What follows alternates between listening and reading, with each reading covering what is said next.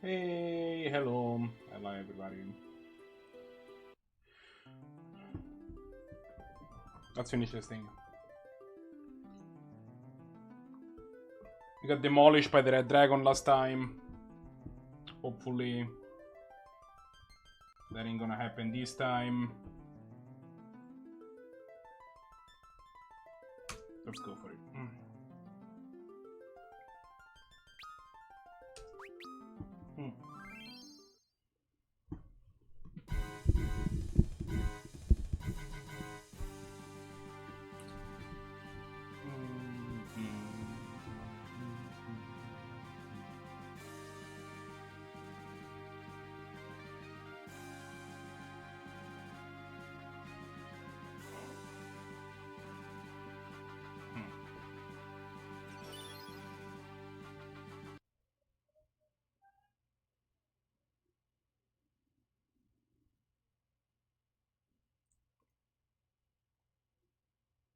Oh, what's happening? Oh. What? What? Wait, what? What? I am confused. So if we go down here...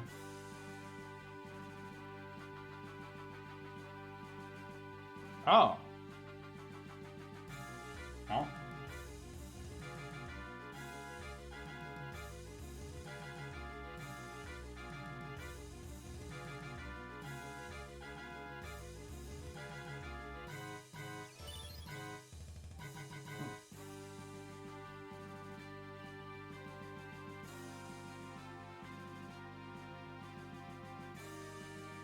No, we definitely have been there before. So we come back here. And that brings us to a save point.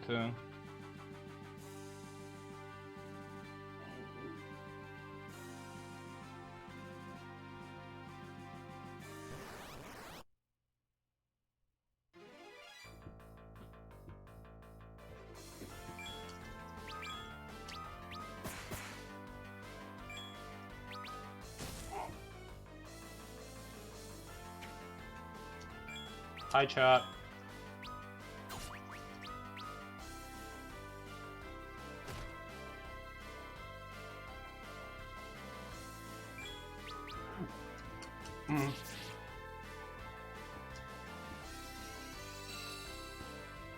Okay.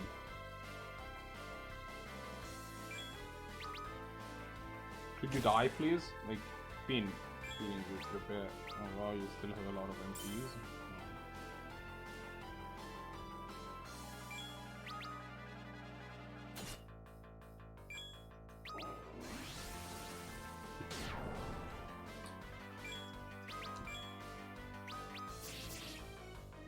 Okay. Okay. And dead. There you go. Lydia level 73, nice.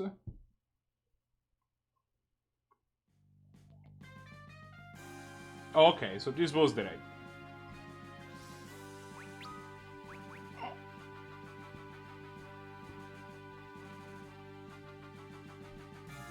This is sword.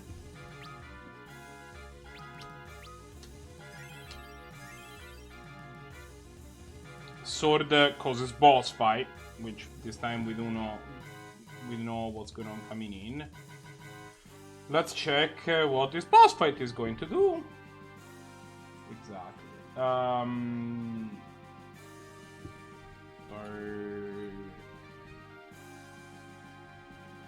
Bahamut.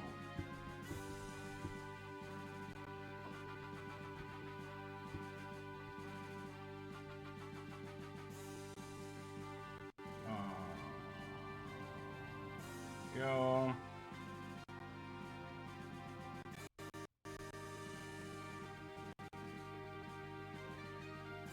60k HP, halves all elements, good.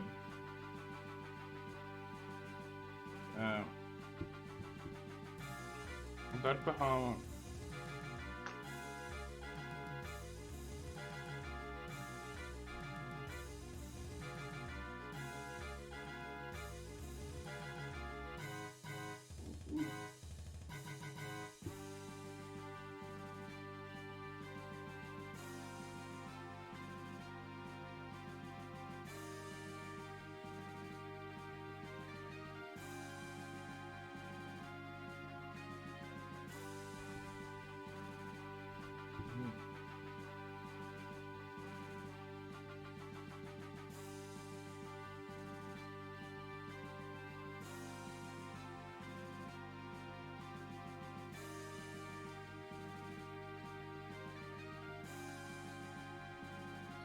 Well, this is gonna be... It's gonna be a whole thing. We're gonna have to see if we get them. This boss is optional.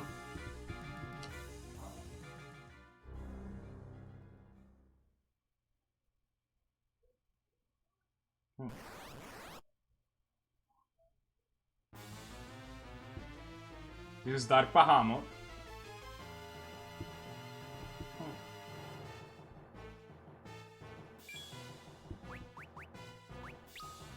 Why don't you begin by casting Miraging yourself? It's usually pretty good.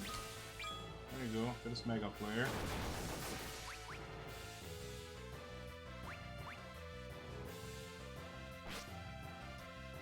White Magic, Cura on the party.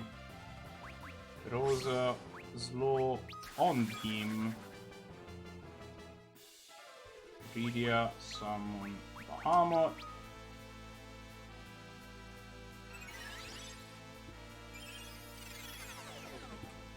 Alright.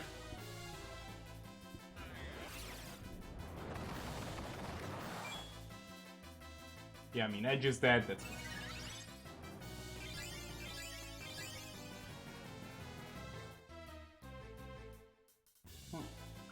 His first turn will be casting Reflect on himself, so... Rise...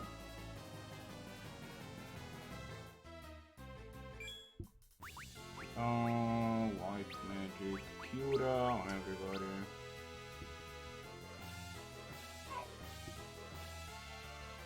Should probably have somebody has the... Also Shell on the party. Okay, 4 damage. Kane will die now. No, this thing can also cast it. Some of his attacks have a chance of causing that. So.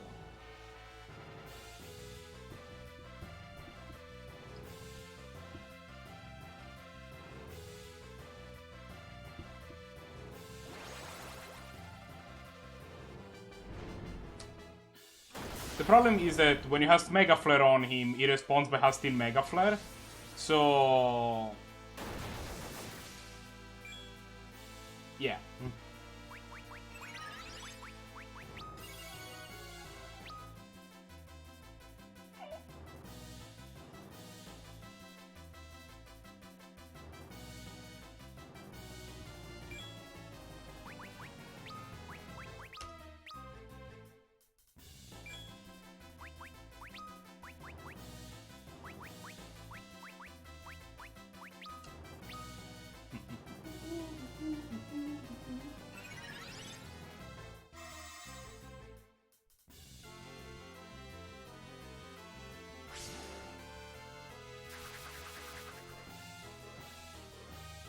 But it already has about 13k damage, so that part's pretty good.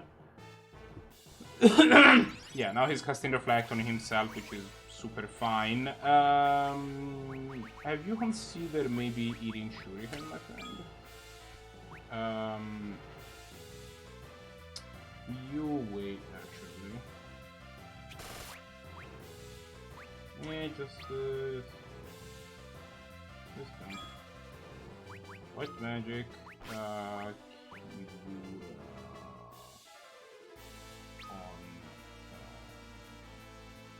Rosa, I guess?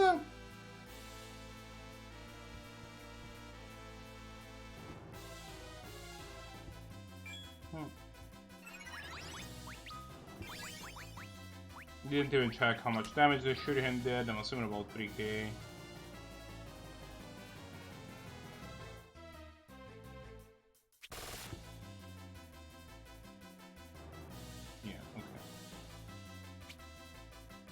No. I can hit this. Radia's back online. He casts Flare. Hopefully not on edge. Rosa tank a Flare? Yeah, Rosa had tank a Flare. Hura, Rosa.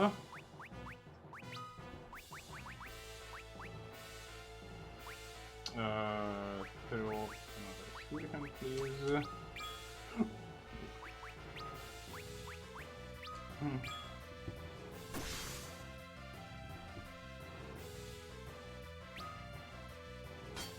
Aha!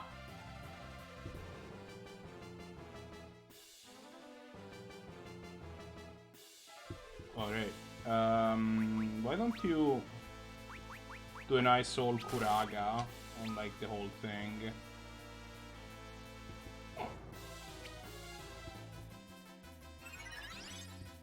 So he's taking about 9k damage from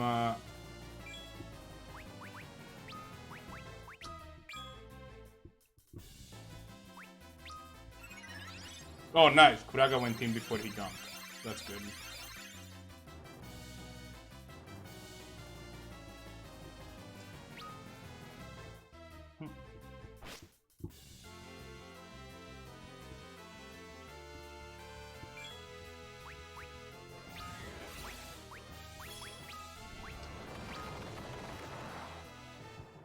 Rosa can tank it.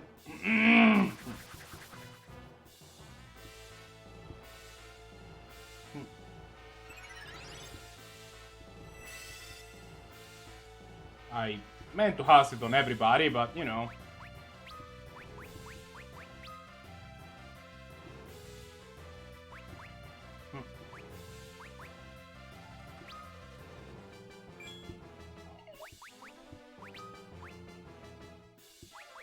Should be about halfway through if I had to guess. This Bahamut that's about to fire is a little concerning. I have to hope that Rosa gets there first. Yeah, she will. Okay.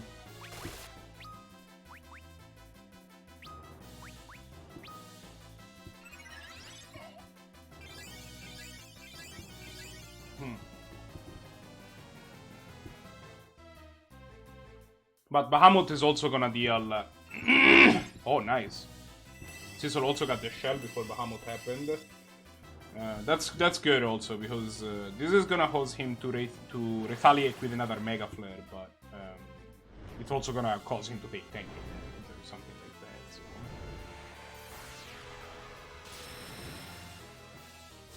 So we should have dealt him about 40k damage at this point, something in that. But maybe a little bit less than that, but... We should be able to tank his Mega Flare.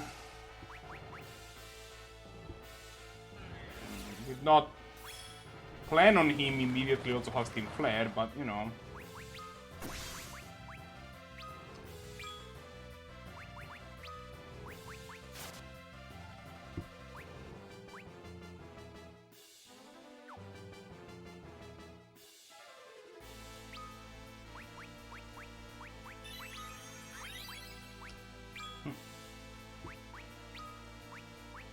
Yeah, just do it again.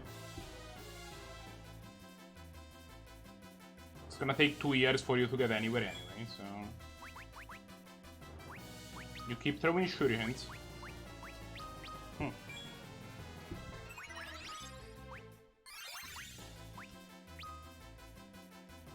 Cecil Ray's King!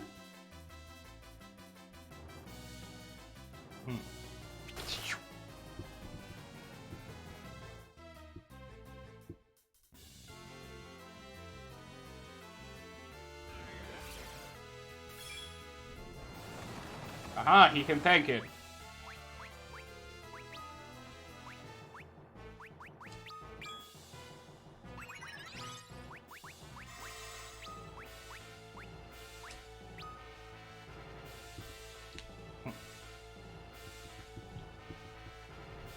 Man, edge in this battle is actually just super good, because you can just keep attacking, thanks to the fact that he can reapply Mirage to himself. Granted, if he gets flared, he gets flared, but... Yeah, you just... Oh, nice. Kuraga also went off, so now he's a little bit more... his HPs are a little padded, too.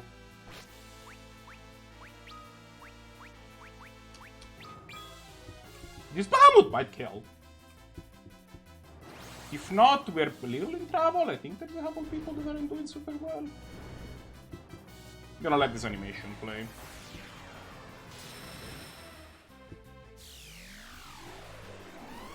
Also, how is the other Bahamut, the Dark Bahamut? This Bahamut is literally black. Like, in color. You know? Yeah. Like, how is the red Bahamut the Dark Bahamut? And the black Bahamut is... I don't understand.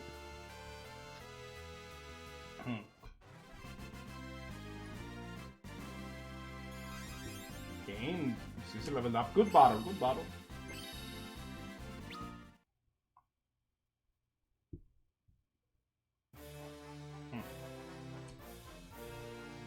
And thus we obtain the Ragnarok, which is Cecil's strongest weapon.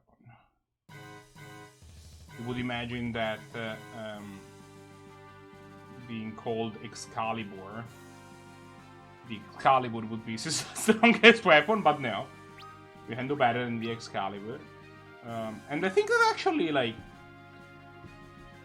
I think that the legend of the Excalibur was based on the legend of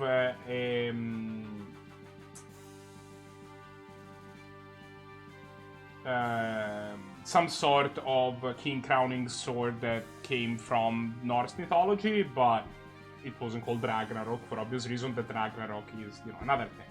I don't know if that was obvious. Ragnarok is a different thing. But that also means that Cecil hopefully stops missing so much, so, you know, pretty happy.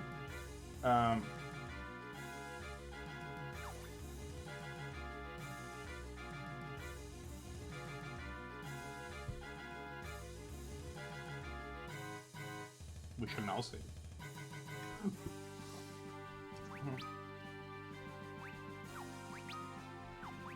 Inventory. We'll drop a tent.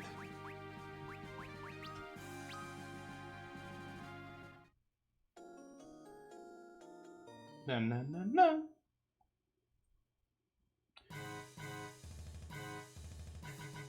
Bahamut originated as an enormous whale in ancient pre-Islamic Arabian mythology.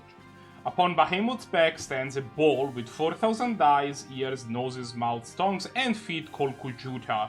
By the way, Kujuta also actually a summon in at least Final Fantasy VII. I don't know if other.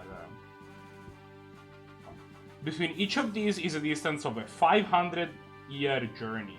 On the back of Kujuta is a mountain of ruby. Atop this mountain is an angel who carries six hells, earth, and 7 heavens on its shoulders.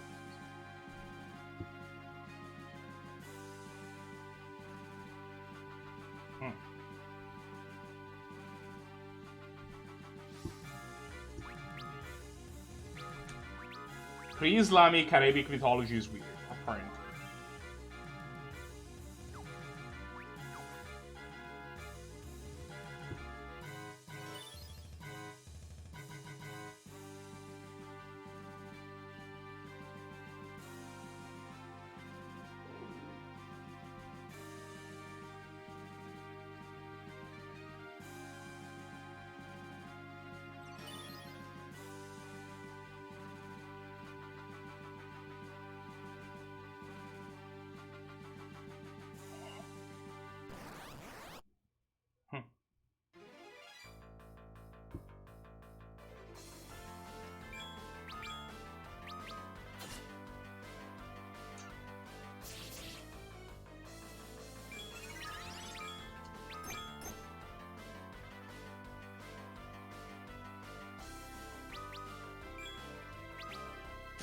Okay.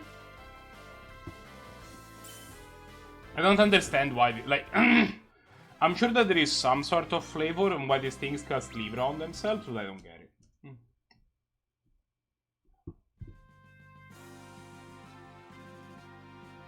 Only 99% explored, eh? Which part, where am I missing? So I'm missing a corner somewhere. But where? Oh, it's the door at the very beginning, isn't it?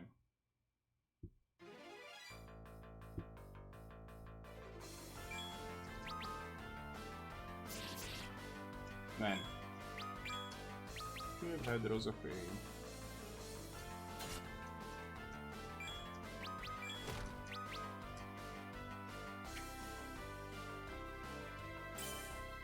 Oh, wow. That was a clean 99.99. The first time we hit the damage cap.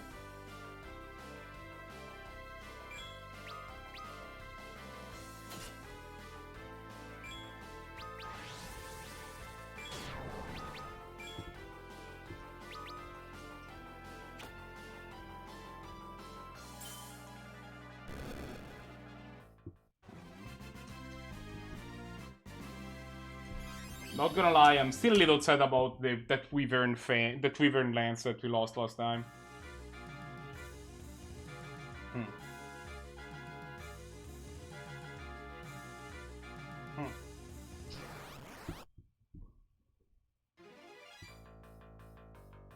I'm not gonna farm Blue Dragon until it drops, because that Ave's gonna take forever and be... But, you know. I don't think I've seen any of these idiots do anything except cast Libra on themselves, under any circumstance. I'm sure that they do other stuff, but never have.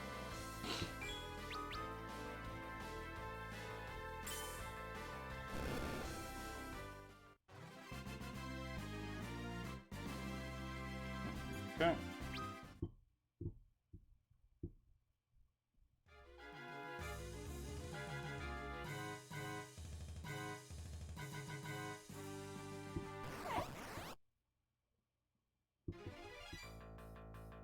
Well, I have beer.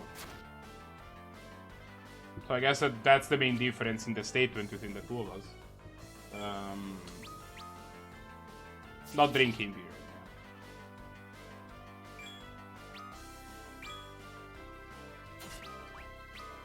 We defeated Dark Bahamut to obtain Cecil's ultimate weapon, the Ragnarok.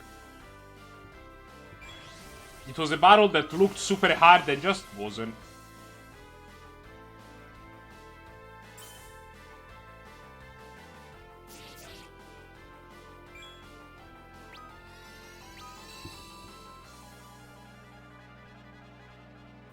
I'm not gonna lie, I expected it to be complete bullshit, but it worked out fine. Edge was an all-star, Rydia was an all-star.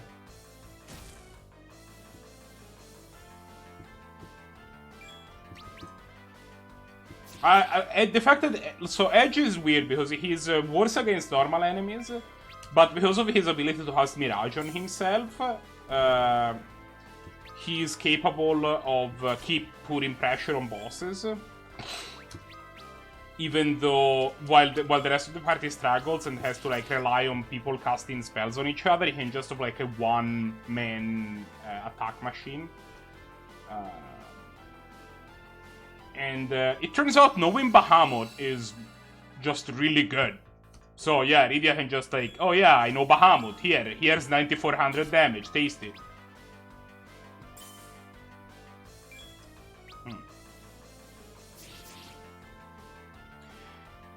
Like, the enemy, Dark Bahamut, had 60k HP, and it turns out Rydia on herself dealt almost 30.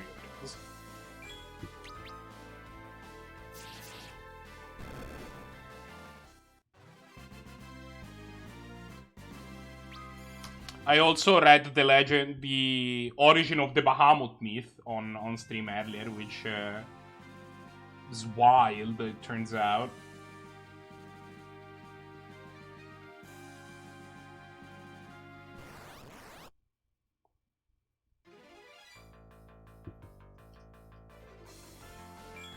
I saw a person in chat while I was doing it, I don't know if it was you. It looks like this area does not have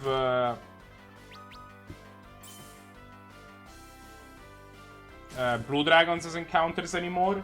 So the hope of dropping that stupid Wyvern lance again, I think is pretty much dead. Which, sad. But I'm sure that we'll find Kane's ultimate weapon soon, too.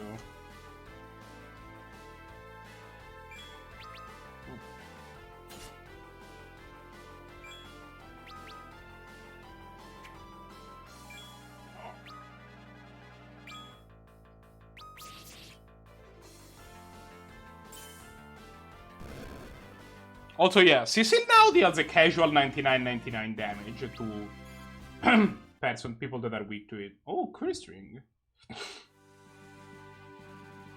I remember that being a thing.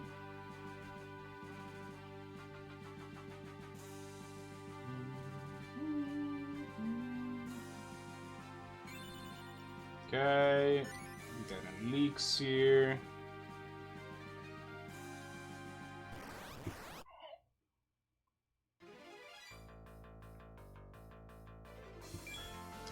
Still haven't healed Kane, but I think that's fine.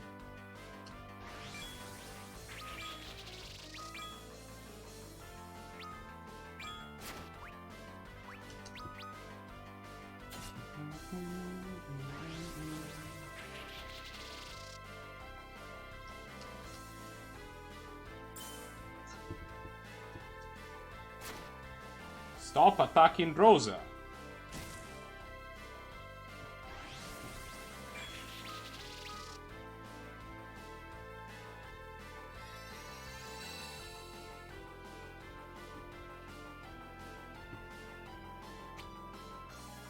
Aha. Also, that also boosted Cecil's accuracy by a lot, so now hopefully he doesn't miss as much. His accuracy went from 99 to 110, which is like, you know, it's a good increase.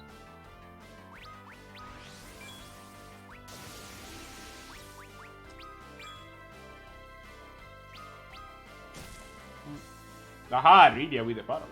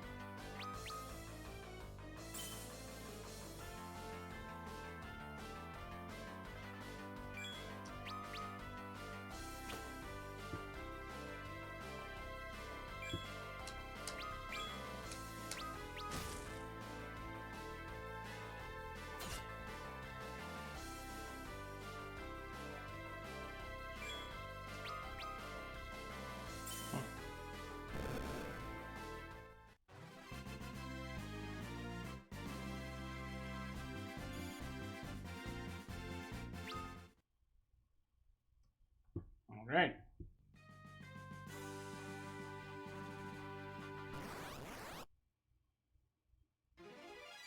Un'anima.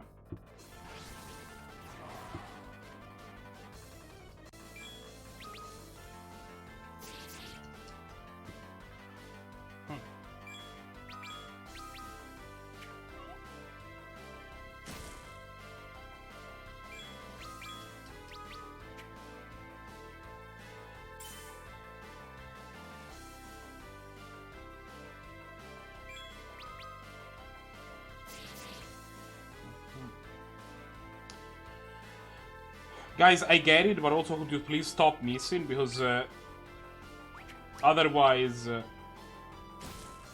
Edge is gonna die.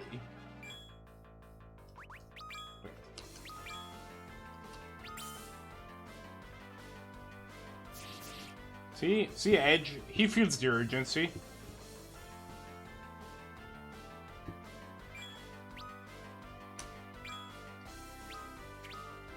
Thank you, Kane. Now Edge will die, and it's probably your fault.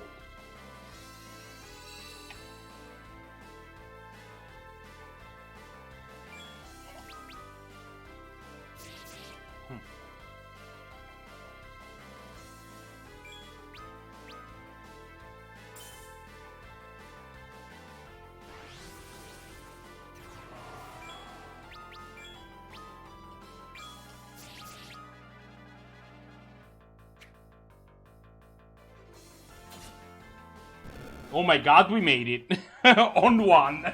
Good job. Hmm.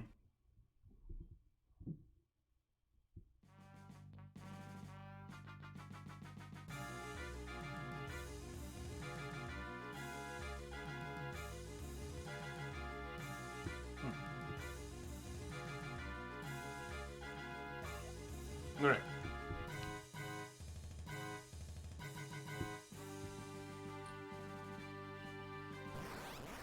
Okay.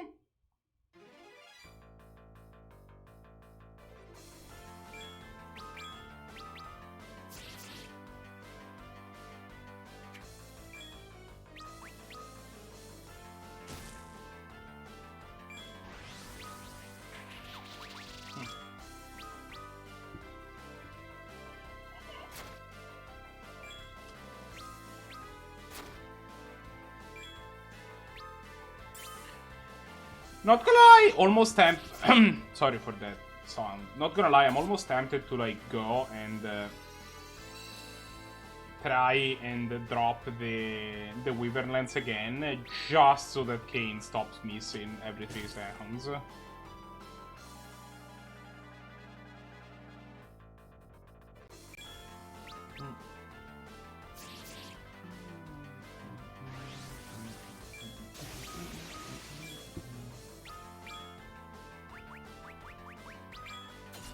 Oh, this is Kane hit. What happened? What are you doing? Did you attack?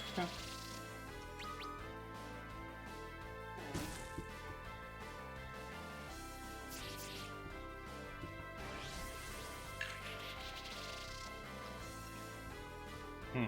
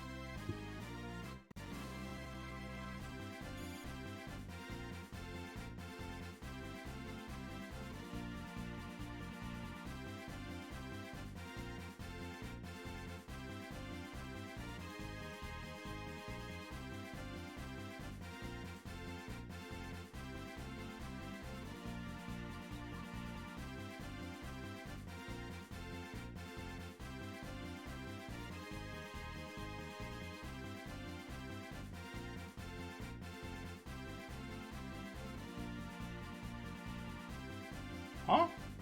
1 second. Then we let it. Hi everybody, Wheeler here, and well, we need to talk.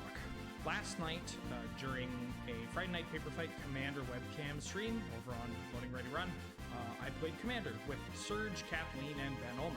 I was playing a Mistform Ultimus deck, Surge was playing a Niv Mizzet Artifacts deck, Kathleen was on the Aminatu Precon with Yennet as the commander, and Ben was playing a Rush Me, the Simic Legend from Kaladesh deck with a Flash sub-theme. It was laid back, it was a fun stream, and if you watched the stream, and especially once we got to like the sub-reads, you'd easily feel that. It was great. It made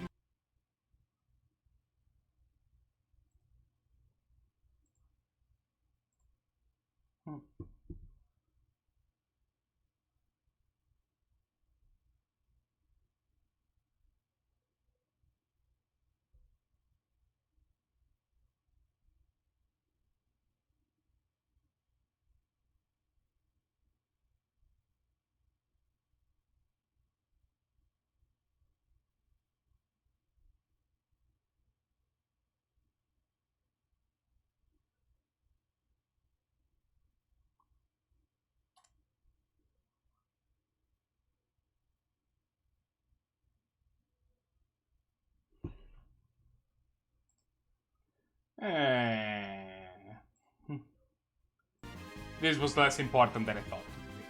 Okay.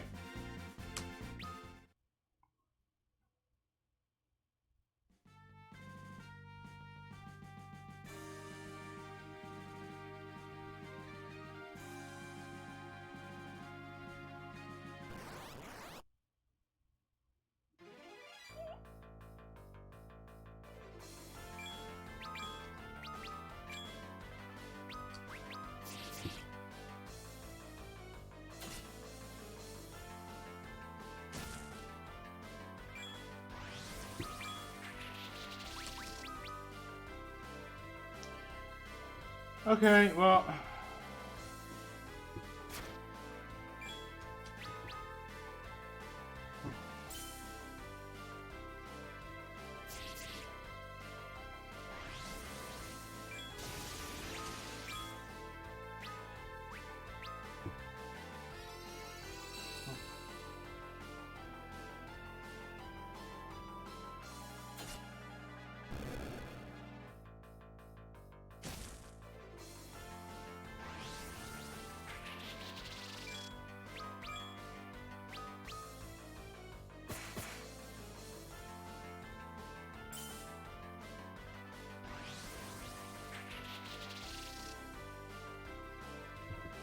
Alright.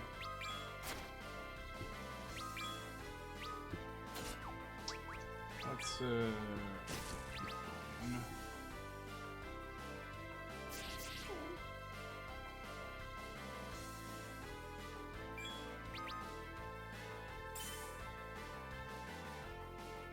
Uh-huh. Nice, nice.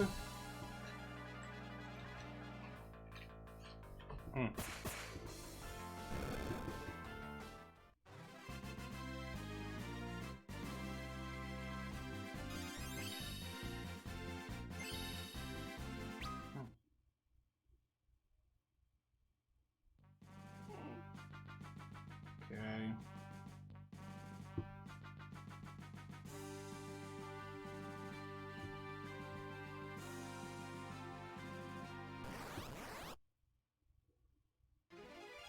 Oh no, it's this idiot. Tony.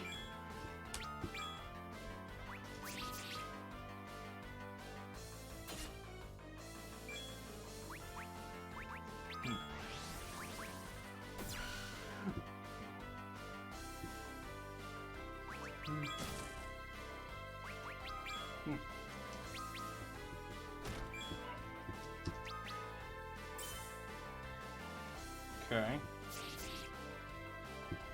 That did a good amount of damage, that's what's good.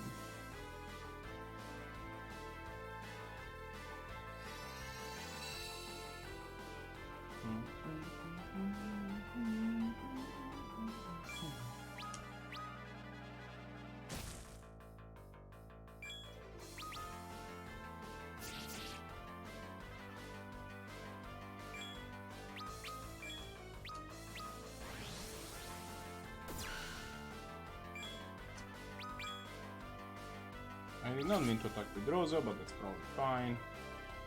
Oh, Rydia's dead? I definitely didn't mean to attack with Rosa. What happened?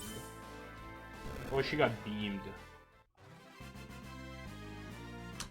I'm sorry, I got kind of distracted there for a second. And, oh wow, 2 points of strength. Good job, Kane.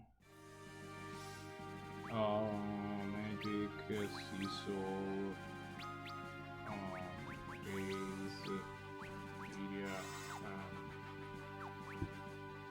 Rosa, Cure.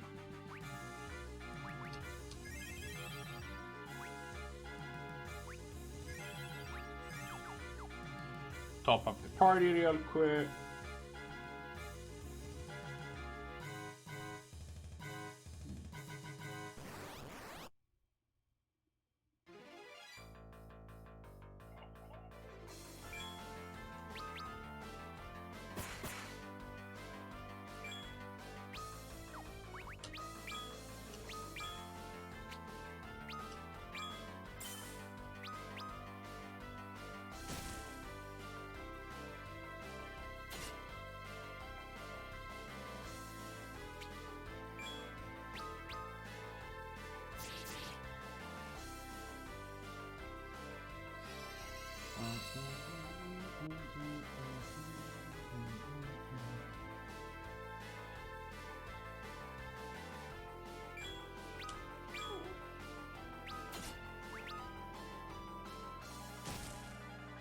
Oh, good job, Lydia.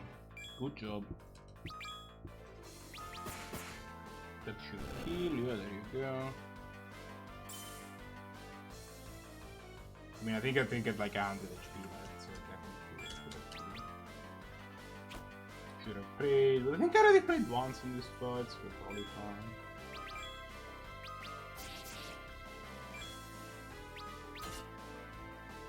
Like at this point, they just erase the kill it before it stops being paralyzed or whatever.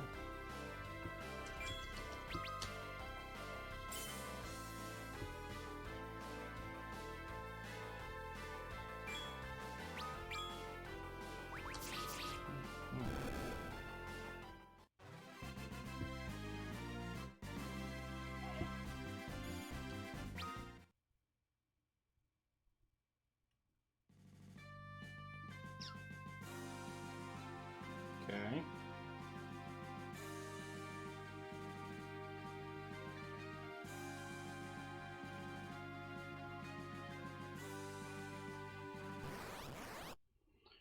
This appears to be a big loop.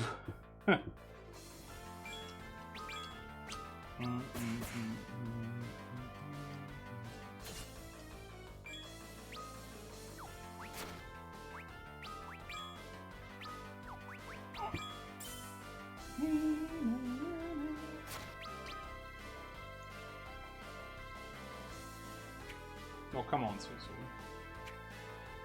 Oh, come on, baby, yeah. Good job, Cecil.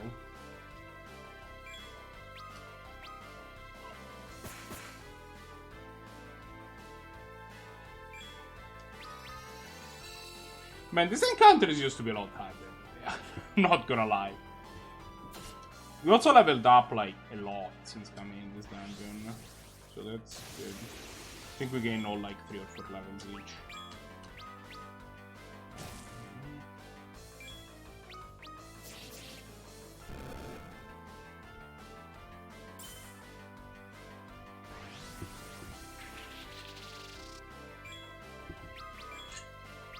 So, you know, that's nice.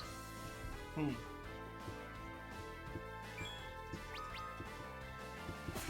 think Kane is officially above the 4,000 hit point threshold too. Edge is about to get there.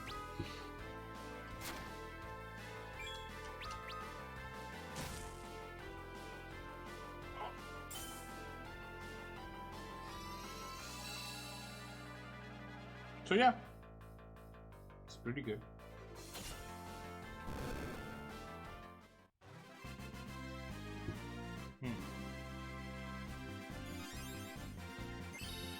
Edge, there you go, level 72.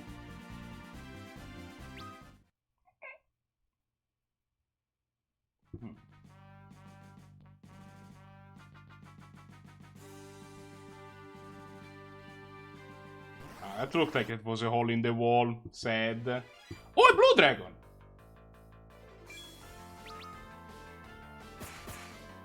Come on, one time Wyvern Lance.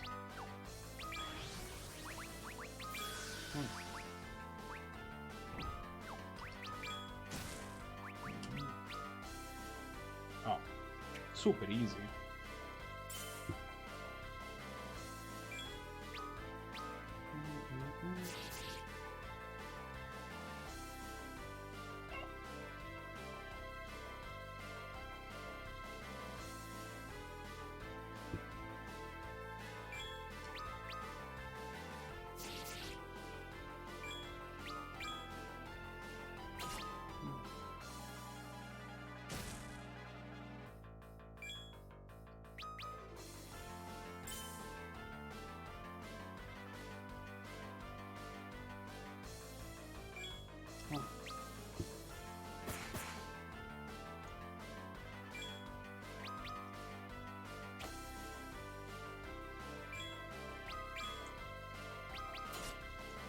And Wyvern Lance, one time. Well, it's also leveled up though, so it's...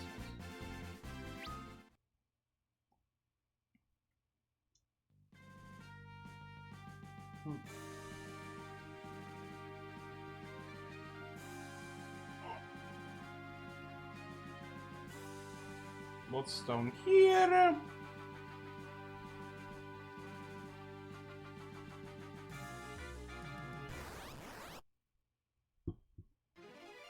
Oh no. Oh no.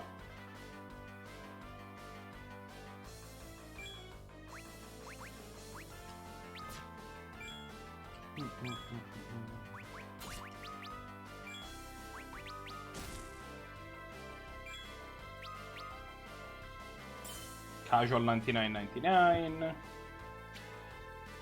Oh, this isn't even a dinosaur. This is a bone dragon. Yeah, this thing is super dead.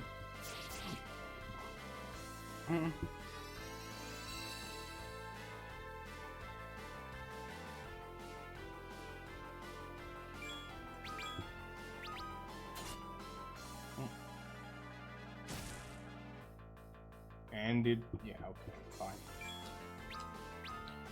Alright, Cecil, let's, yeah, 99.99.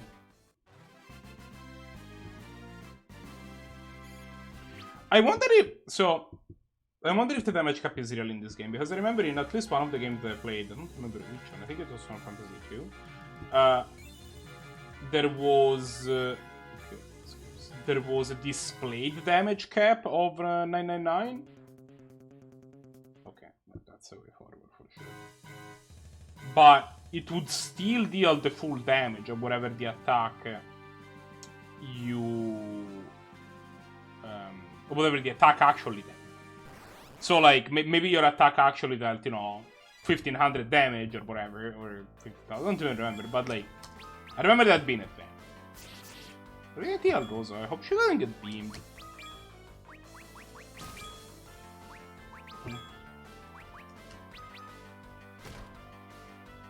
Of all the people you had to counter, you had to counter Riria.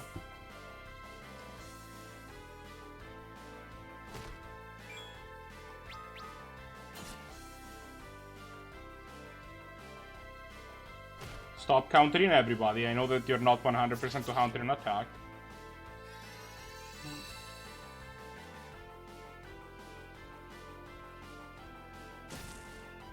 Okay. Riria might die here. No, she got missed. Good job,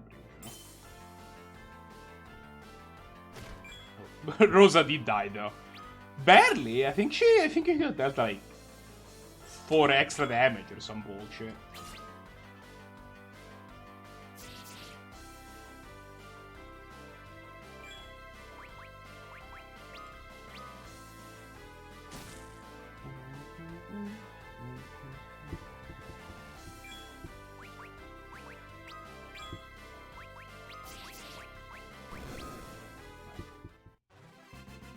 Oh well, that's fine.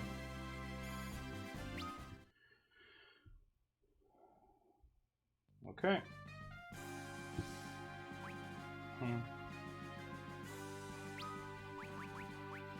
I like that as we go forward, like, you see Cecil's, like, thinking about different things, like, is Golpet's even really evil?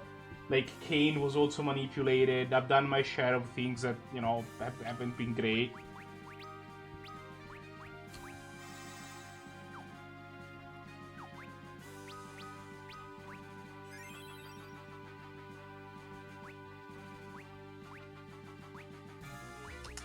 And the truth of the matter is that Golbez was kind of Zemus' puppet in this whole ordeal. But it's kind of hard. Unlike in the Kane case, it's kind of hard. I will not relinquish these blessed relics to the likes of you. I did not expect. Okay, a Lunasaur.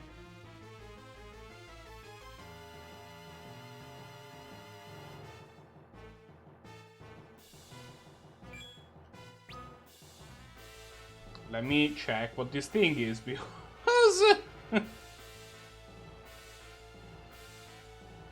Lunasaur.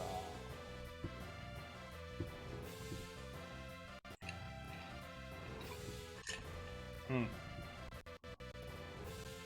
46k. Weak to fire.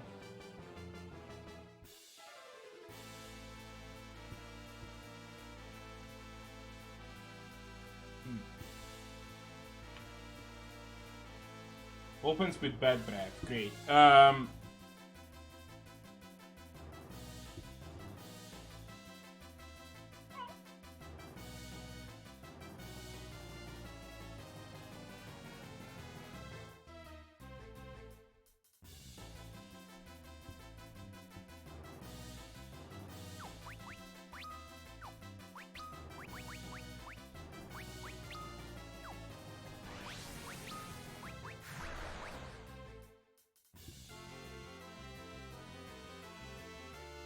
Oh shit.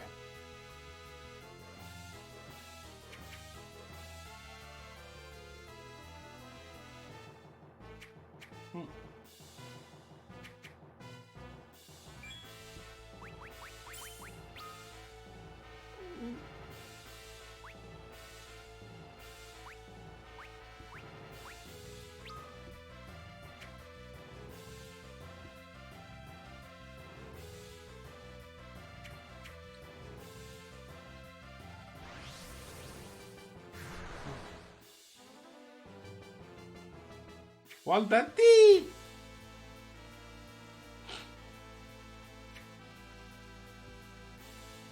defrogged some of them.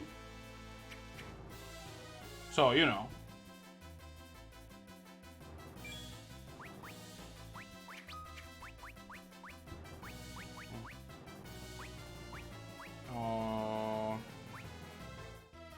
Use an eco herb on yourself.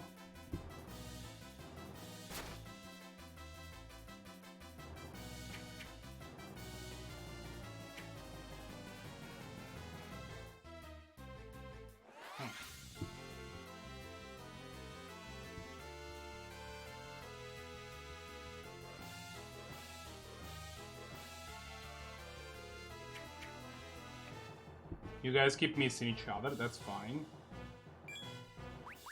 Use Courage on the dragon. Actually, use Reflect on the party. I guess Reflect on yourself.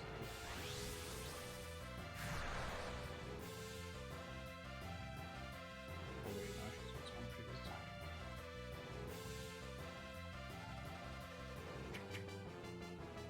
This one might not be a winner, friends.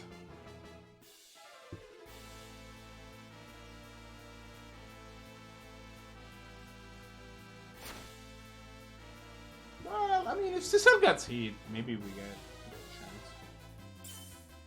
Okay. Not ideal, but...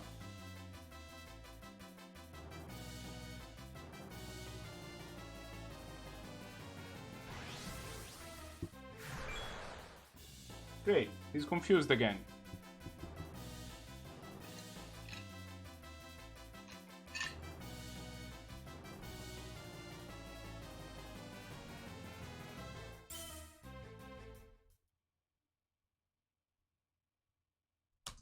So the good news is that we had already beaten Dark Bahamut. So, you know, the swipe isn't that bad. The bad news is that fuck. This is terrible. I'm gonna go refresh my brain. And then we're gonna start again.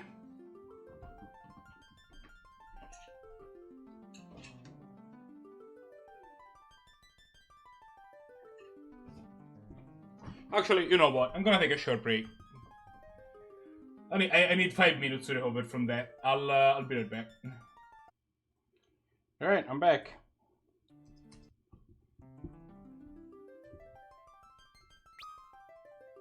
Let's see how this goes. Oh, hey, Zanti. We just wiped. So we are back to doing this.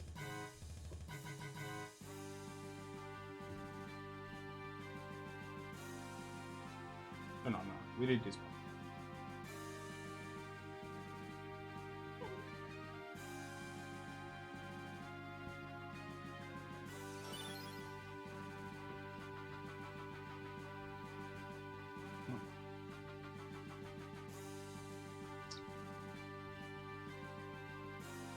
So, you know, that part wasn't ideal.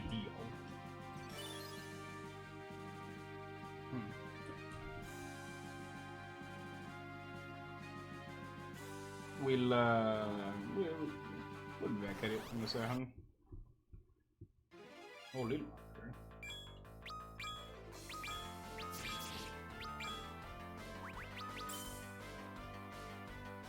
But, you know, we didn't lose too much progress. It's just like 50 minutes worth of progress. I'm hoping that's not gonna get into the way of us actually finishing the game today. That would be unfortunate.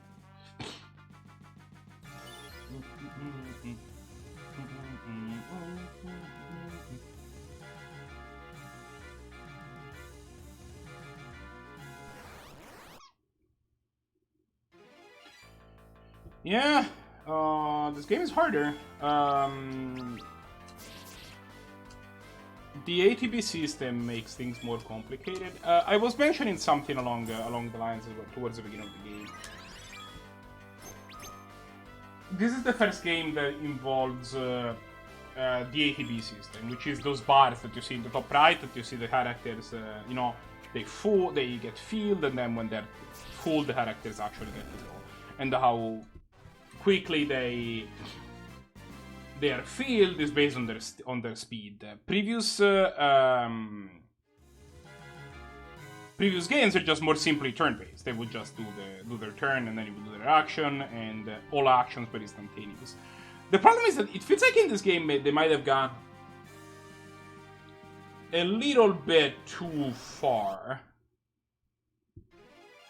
in terms of how much they apply this ATB thing. We'll see them reel it back a little bit when we get to 5 and 6, especially on 7 and all these games, because they will have the ATB system around all the way up until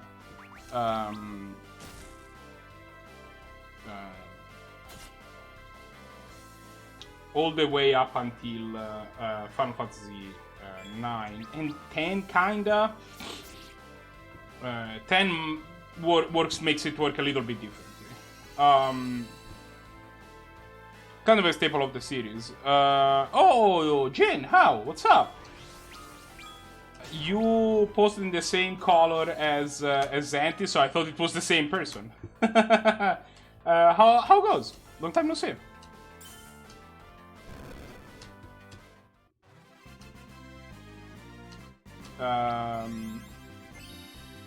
Yeah, I haven't been active on. Yeah, I haven't been active a whole lot on Magic and Chill. It's been. I've been kind of doing other stuff on other servers, and plus I've been streaming a lot more. That's the other. That's the other thing. I still keep an eye on things, you know, like if people ping me with some concerns, I'm usually answering them.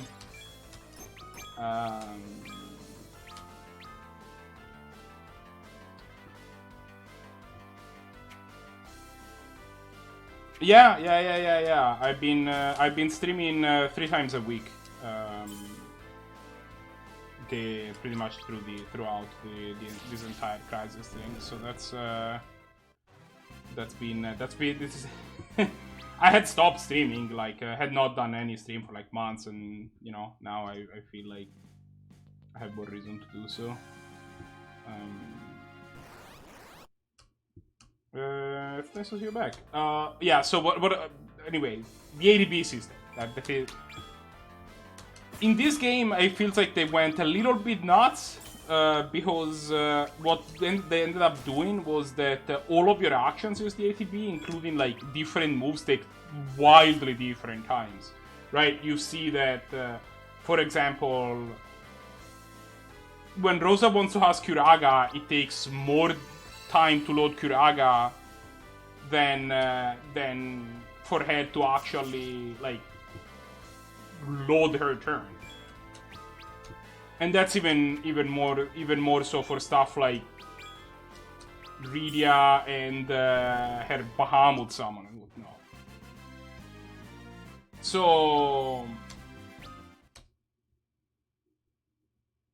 that has been a thing, and as a result, dispatching bosses efficiently takes a very long time, and it's very hard because like getting your cure spell to actually cast and do things can be challenging at times, and that's why we wipe every 3 seconds, largely because like sometimes the boss cast their special attack, and unless you have already cast your cure spell before then, anticipating that attack, chances are you're probably not gonna get there in time before they act again and really demolish you. And we are at the level right now where like the bosses can't really like we can't take 2 in a row. We can take one. We can take like one mega flare type attack which just deals several thousands points of damage to the whole party, but you can't take 2. So well, that's how. There's also the fact that this game is just more difficult. The way that they adapted it. When they remade Final Fantasy III, they definitely, I think, were more conscious of the difficulty of the game and trying to make it more accessible.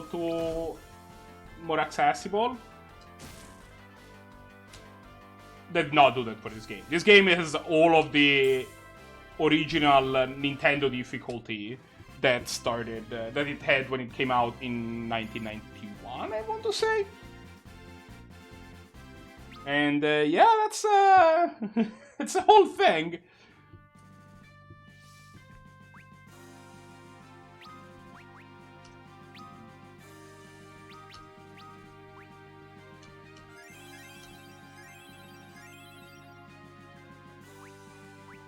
We're doing better than we have done, that we have done in other stretches in the game. But if you enter a boss and you're not prepared to like, that's just been the main thing. Like, and when a lot of the time you wipe against bosses that you did not expect were coming, because it often takes like 2 or 3 tries to actually get to a boss and be like, oh, okay, this is how I beat it. It's kind of like, it reminds me like kind of like sometimes like like for example Dark Souls is another game where often like you need to learn patterns in order to. Yeah, that's a good question. I'm hoping that we're getting close. The next floor in this dungeon looks very different, which makes me suspect it might be the last one.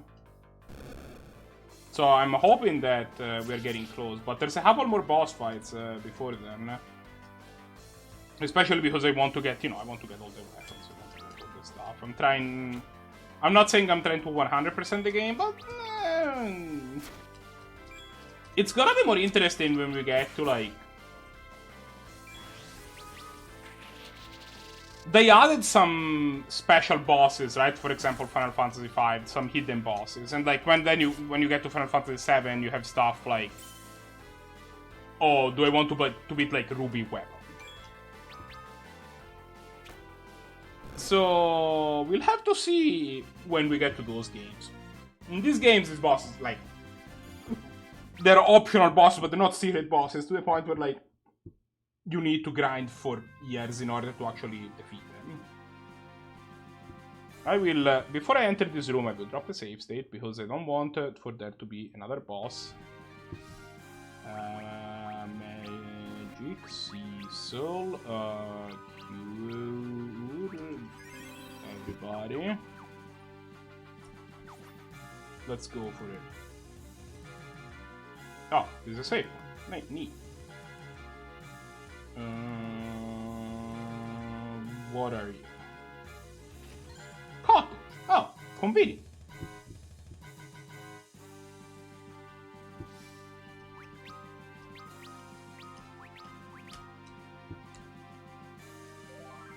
Okay.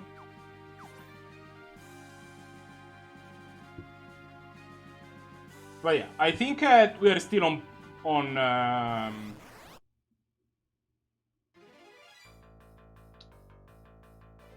we're still on par to finish the game.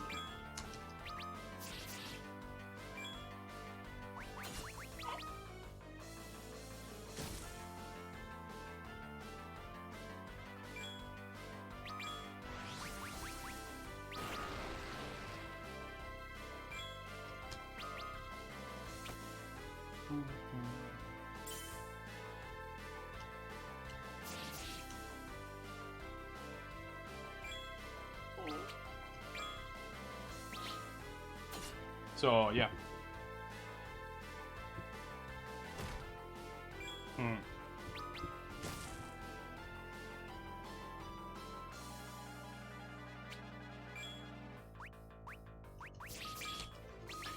The thing I do like in this game is that you have things like Rosa Spray that kind of allow you to reprise MPs in battles without too much hassle. We just saved, it's fine.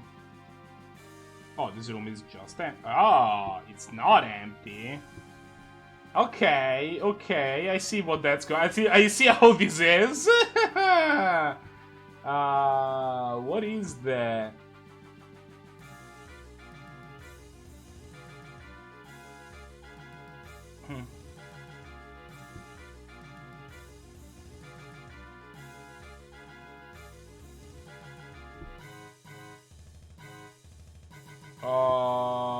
Plague Horror.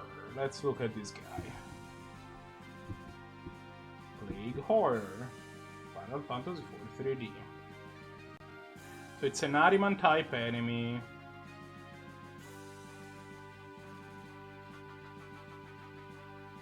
Takes is resistant to earth and dark, but takes normal damage from everything. All right.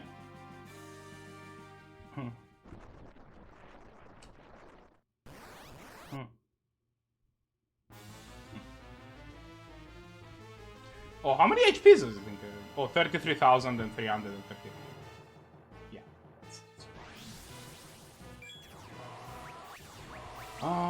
Edge attack, Kane attack, Cecil attack, Rosa white magic. This is gonna be just a damage battle because of we need to heal him before we all die, basically, in case it wasn't clear. Bahamut. But it has not a whole lot of...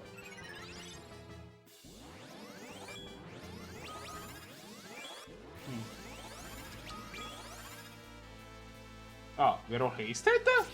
How? Alright. I'll take it. Did he haste us? Oh, because it makes us die faster, right?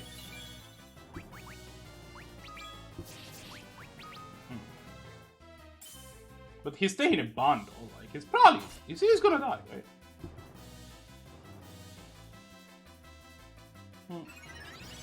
Holy. Take another 4K. Attack you, don't care about shell, we're just demolishing you with normal attacks. Oh, he's already dead. Wow, this battle was super easy. Okay, well, never mind. We didn't even get to cast Bahamut.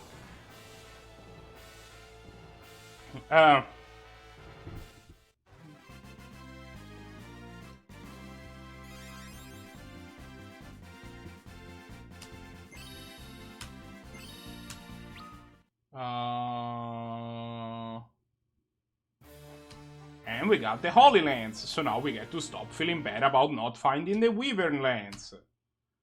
I hope. Equipment. Kane. Holy Lands. Yeah, that is better. Great. Yeah, and plus lanes will start hitting things again. His speed goes up. Yeah. This is sweet. Okay.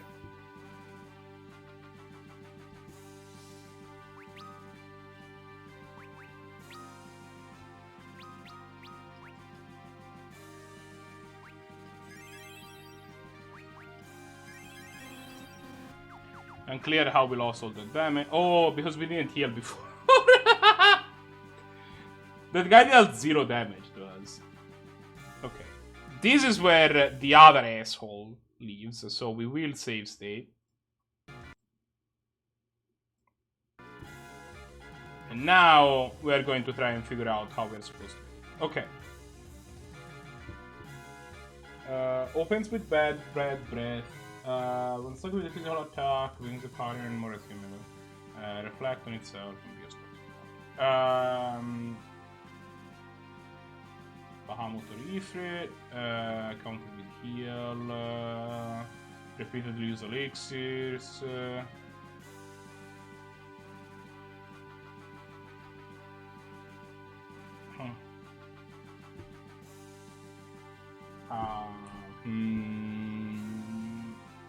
Okay, so it looks like we just kinda need to figure out how to resist its bad breath. But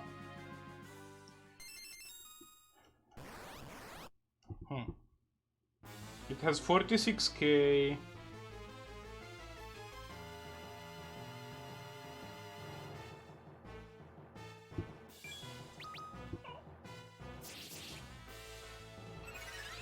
Counters with reflect, which is fine. You throw. How are we on elixirs actually? We have like a bunch. We have 13 on. I did not mean to do that. You attack. You summon Bahamut. You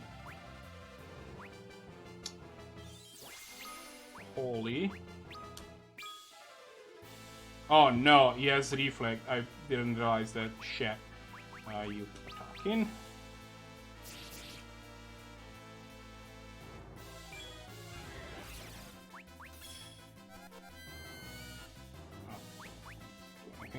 You keep attacking. You throw an elixir at him this time, please.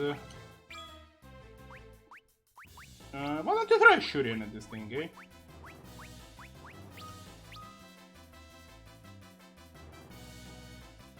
I mean, to be fair, JPSS, the sentence "Lomen went deep" is like, yeah, no shit. It's Lomen.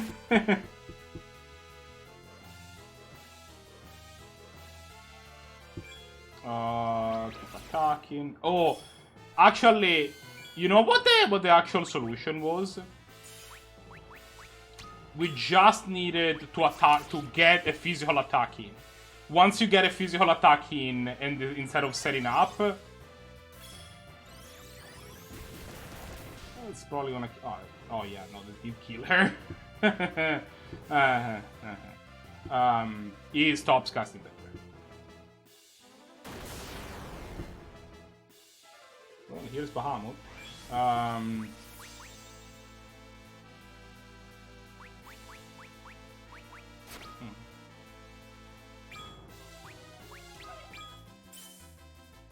Oh wow. Cecil, keep attacking, please. Well, hit him next time, but please keep attacking. Rydia, actually, you get started on Bahamut again. Why don't you? Edge, throw a Phoenix down at Rosa, just, Kane, keep attacking. Cecil, attack again.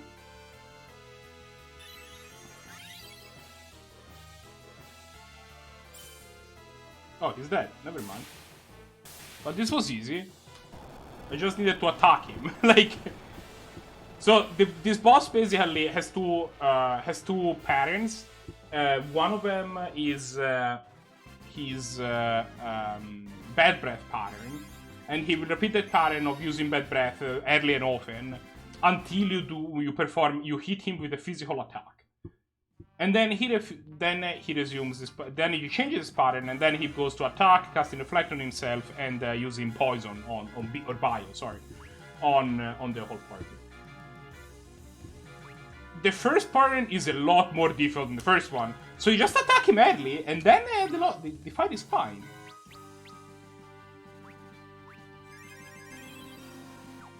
That was how this ended up working out. This relic's better be good. This is a ribbon. That is good.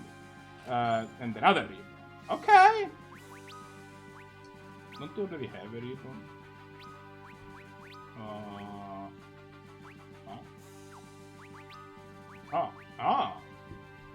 There you go.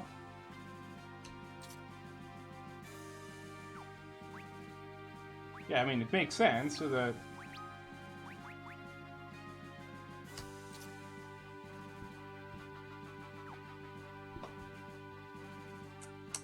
Now I'm kind of into checking.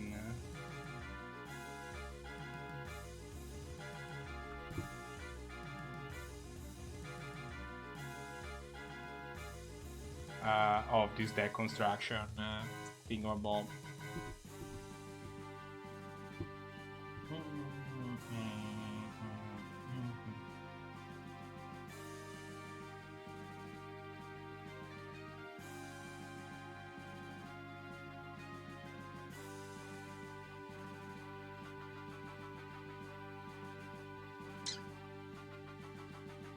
I am actually just really glad.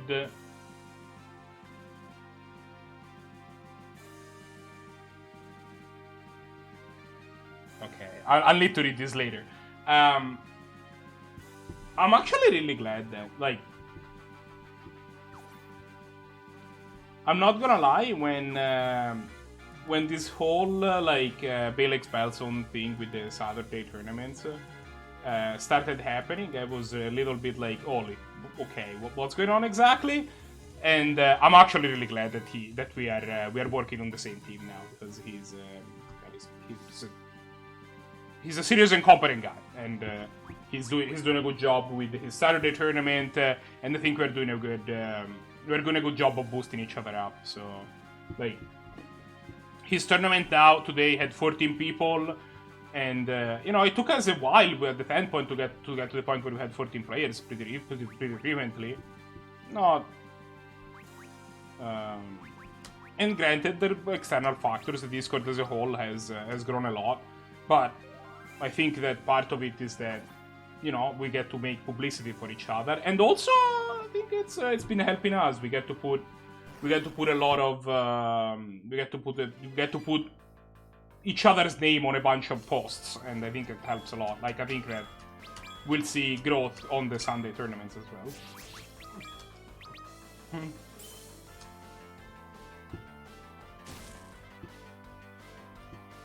Really, every time you do that, I'm like, oh, also we have a bunch of new people in chat. Hi. Welcome to the stream. I'm hoping that you enjoy me playing some Final Fantasy game. We got to drop some ribbons. Kane has the Holy Lance, which is the ultimate weapon for him.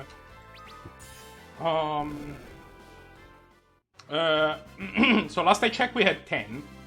So at least the tournament will fire, which is, I'll be honest, with the whole concurrent thing, it was going on more than I was expecting, but will fire. Currently we have 11, actually. Because Dura Rudy signed up. Oh, I actually have it up next, so that's going to be sweet. And for those in chat that don't know what we're talking about, I am one of the hosts for a Magic the Gathering tournament series, where we play the Canadian Highlander format and streamed on my other channel. There is no doubt that now this thing will drop me a Wyvern Lance. By the way, just so that you know, this thing will drop me a Wyvern Lance right now, because I'm making it.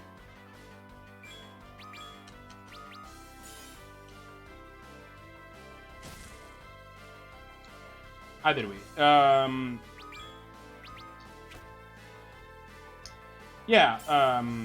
so we play the Canadian Highlander format, which is a very powerful format where you can play cards from all 25 years of Magic history, and we are sadly forced to play on Magic Online because Magic Arena does not have the card availability for the things that we're trying to do, although Magic Online is fine, but it doesn't look as good. But yeah, it's always a lot of fun both to play and to watch these things. So if people in chat wanted to give me a look, it's gonna be streamed on my other channel, twitch.tv/the10th point, which is, there's a link in the description down below. And it's gonna go at 1 p.m. Eastern time.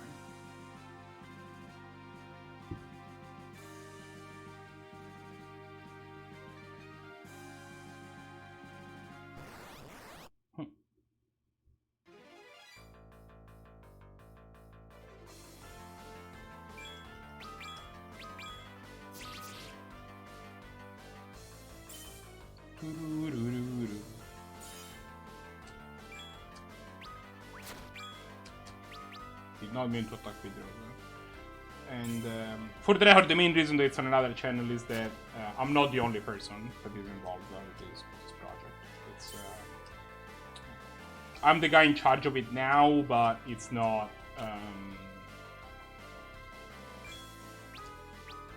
It's a separate thing. And plus, having a different channel makes it like I expect that if I ever at some point want to step down, somebody will want to like take the reins. So having it on a different channel puts me in a position where I just get to like hand them the keys and rather than, you know, have to move stuff. I really recommend dropping by and watch it.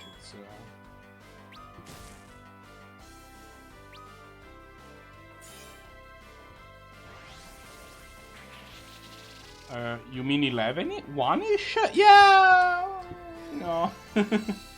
Usually the reality of what happens is that at 1 I will not hear... I will hear no sass on this. I've been a lot better at actually showing up at 1. But usually at 1 I show up and we start organizing things and then the broadcast actually fires up between 1:15 and 1:30. Just because it takes a little bit of time to get everything ready to go.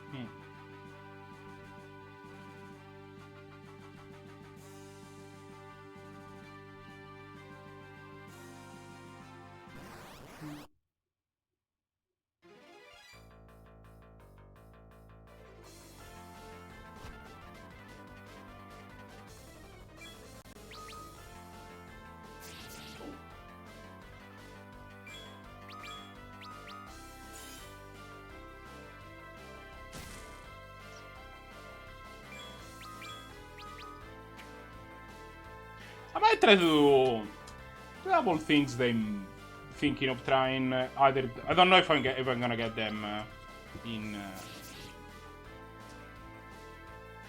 ready for this Sunday, but you know, we'll see how that goes. Oh, the Holy Lance is Holy type too, so you get to deal more damage to those undead dragons and less damage to the coiling units. But complete curl whiskers. No idea what those do. Actually, let me check. Curl whisker. We haven't sorted this thing yet wide, actually.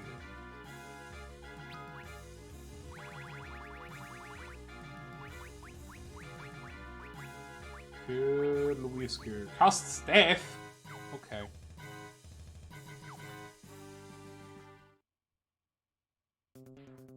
But yeah, this is what I was talking about before. That, like, you see this floor does not look anywhere close to the other floors. Music is different too.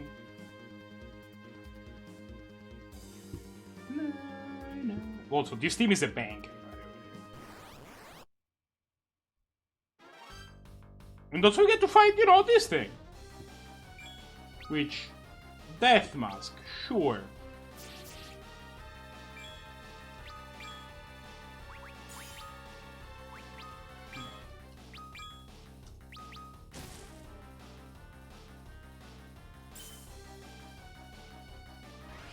Laser barrage. Good. Did we not heal since last fight?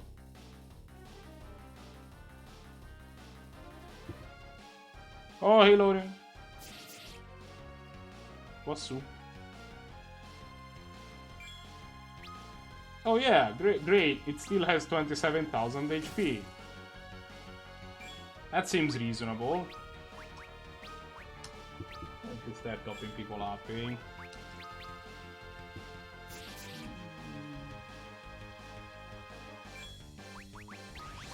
Laser barrage. Oh, we're dead. We are dead. We wiped again! Which Pokemon playthrough? Because I have a couple.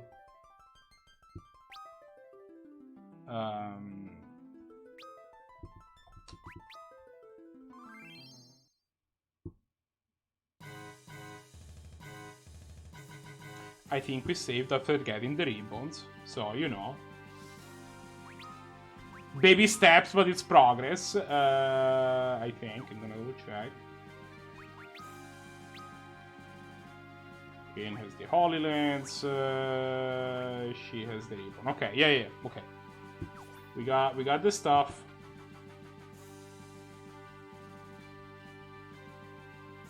So this was barely a wipe. We didn't lose anything. We just lost the time it took us for us to get to that floor. It's fine.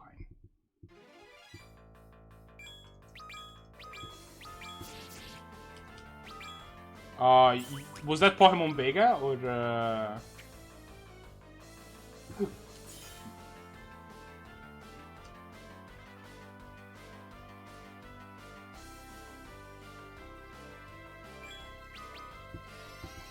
So we might get to play. Well, it's a JRPG. What were you expecting? I think I'm way more than 48 hours into this game. Probably way to check.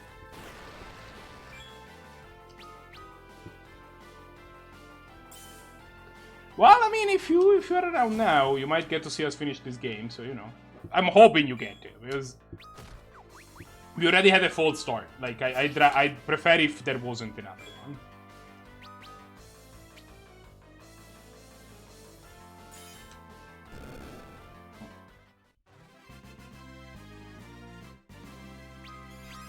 Edge goes back to level 32.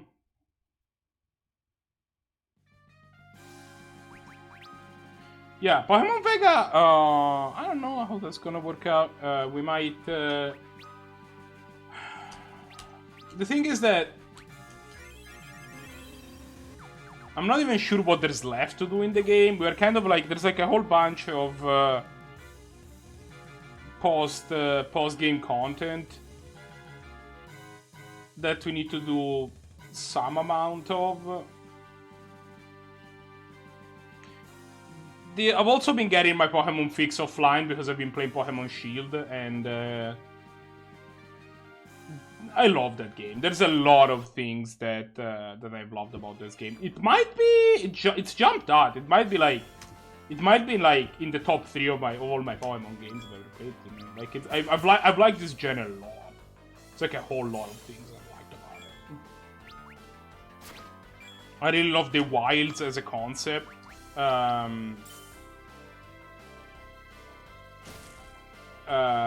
It has kept me playing the game, I think, for longer than I would have normally after a video. Finishing the Pokédex seems obtainable instead of actually just... Yeah. That's kind of like... I don't know what else I can put up there. Heart Gold Soul Silver was amazing. This one might be up there though. Like there's a lot of stuff I really like. It might be the best one after those.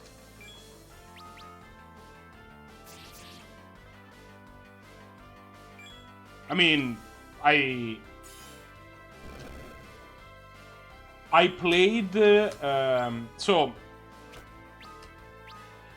I played Pokemon Red when it came out, like not when it came out, but like you know when Game Boy was the console to was the console to have, right? Like I actually wait a second, I have an artifact that I want to show you as soon as this encounter is over.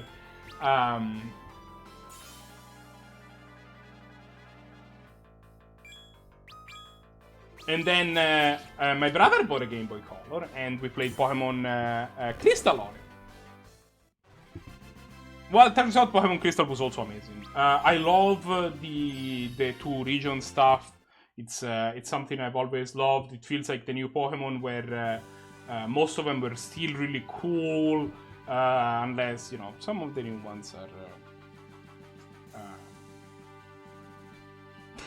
no, I feel. But, like, most of them were still really cool. I remember, like, when I got a Tyranitar, it felt sweet. Like... Oh, yeah, let me show you this, actually.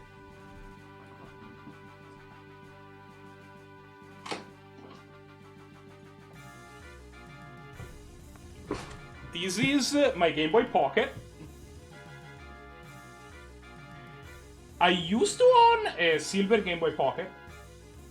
It got stolen, and a year after, I bought myself another Game Boy Pocket. But all of my cartridges were also gone. So I only own one cartridge for it, and it's Pokemon Red. This is my Pokemon Red cartridge. It's an Italian Pokemon Red cartridge. It is one of my most treasured possessions.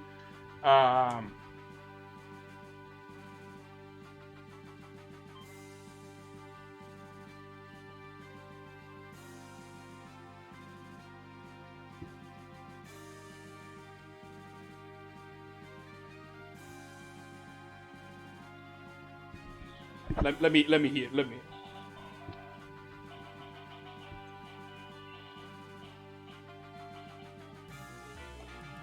Oh, this still works pretty well. So now I have a problem, which is I want to play Pokemon Red again, but I'll do that later.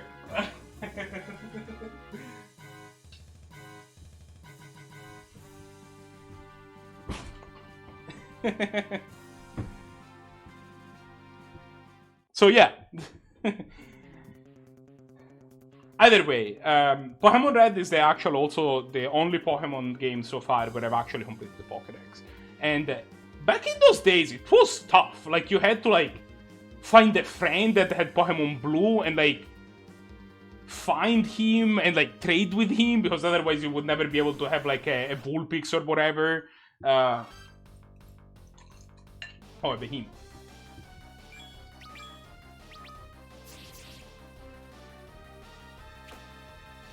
Yeah, the save battery works on Pokemon Red yet.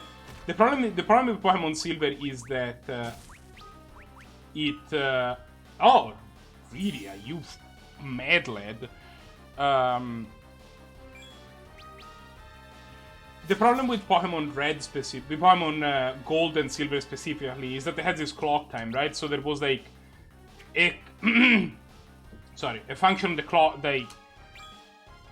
The clock wasn't just maintaining your save; it was also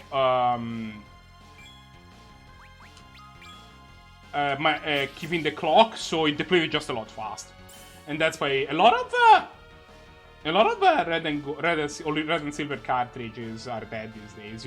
You can have the battery changed up for them. Like, there are.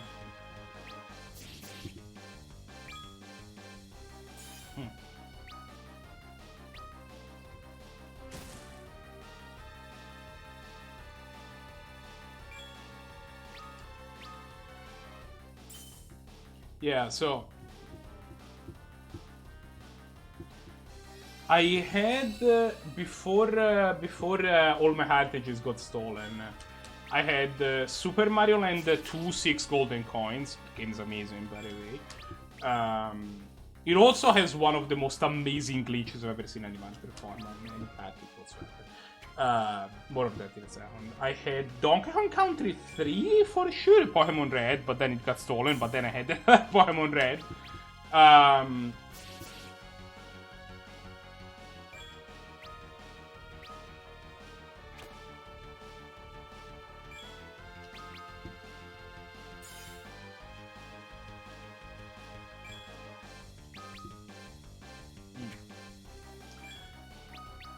And I had another couple. I don't think I had Tetris. Oh, I had Dr. Mario. For sure. I had a game that I don't remember the name of, but like you were a guy that with like a vacuum and you like vacuum ghosts and.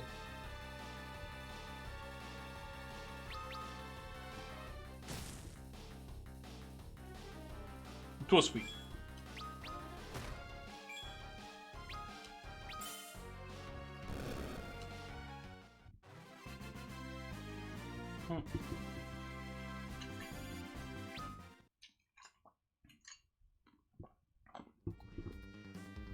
Not gonna lie, the fact that the behemoth drop power armlets, it's a little underwhelming. Now that we are at level 78 or whatever.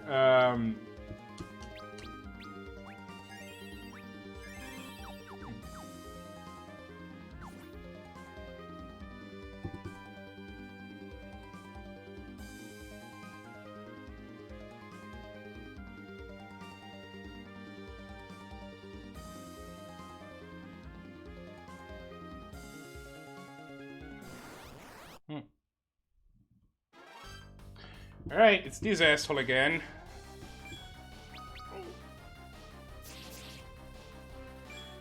I'm gonna save state real quick before anything terrible happens. Really continue attacking. Cecil attack.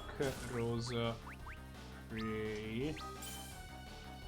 Oh, I should have had Rosa has Shell probably. And somebody has Libra.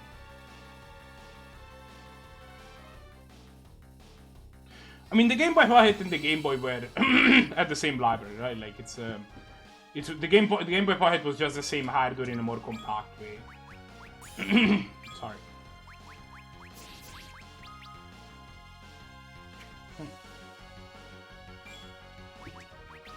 The Game Boy Color was like a little different. It was. It was comparable, but well, now I'm confused. It cast reflect. Oh, it tried to cast reflect on himself, but then it cast it on us.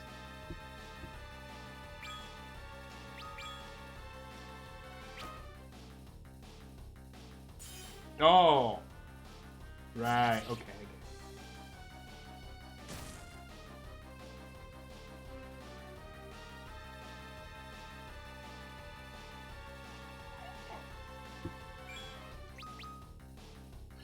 Well, he hasn't done the laser thing yet.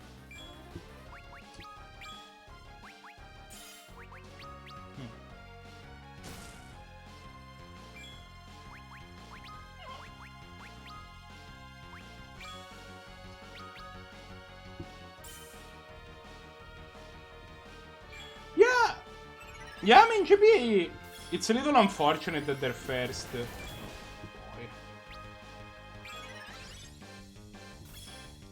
That they're like the original GBA had issues. Oh yeah, I still have a DS. By the way, the DS is sorry, I swear that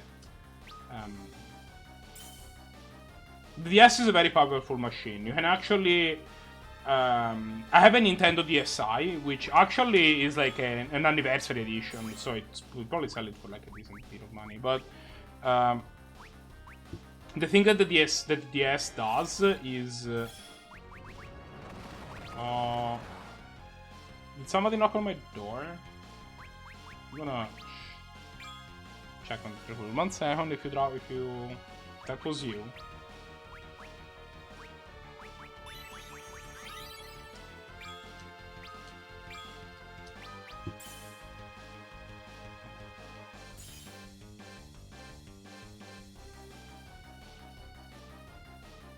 I bet that's my neighbors because I'm being loud. I don't think I'm being that loud.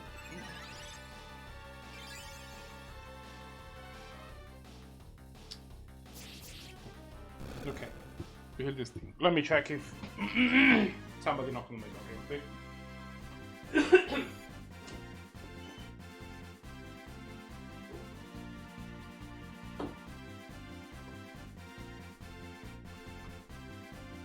Does not appear to have been the case. Oh, we got a light curtain. Yeah. That was my problem. They added the backlight for the GBA NS? The one that flipped. The flip DS had the GBA light. Which makes it, I think, a lot better platform. But yeah, if you want the Nintendo DS, there's flashcards that you can buy for it that allow you to emulate all old platforms. Like, for example, sometimes when I'm on flight, I often do play Super Nintendo games on my DS. And it has good battery, it lasts, it's pretty good for that, just,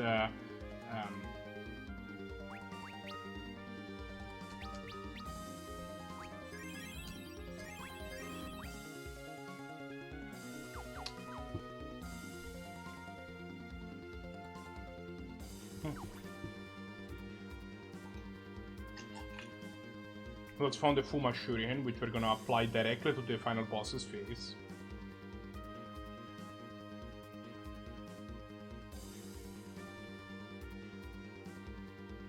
Does this go somewhere? It looks like it does. Does this go a new place? To a new place? It looks like it does. Okay. No, I did not. No. That's just a behemoth. That's fine.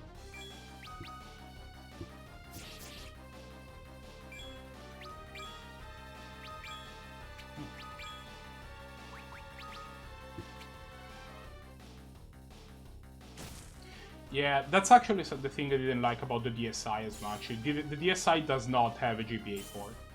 It only has a DS slot. But it does have a camera that has, like, 5-6 pixels.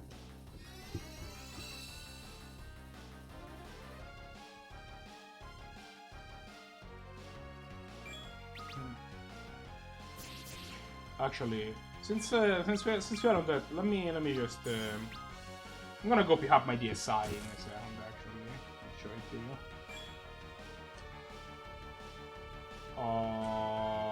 Please.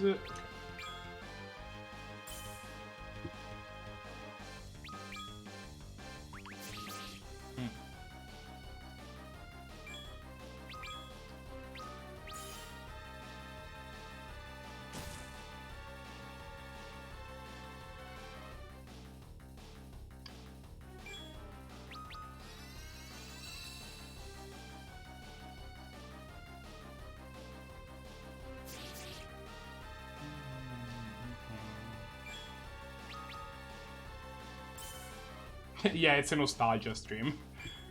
I mean, we're playing Final Fantasy IV. It's a game that came out in, like, 91. What were you expecting? Not nostalgia?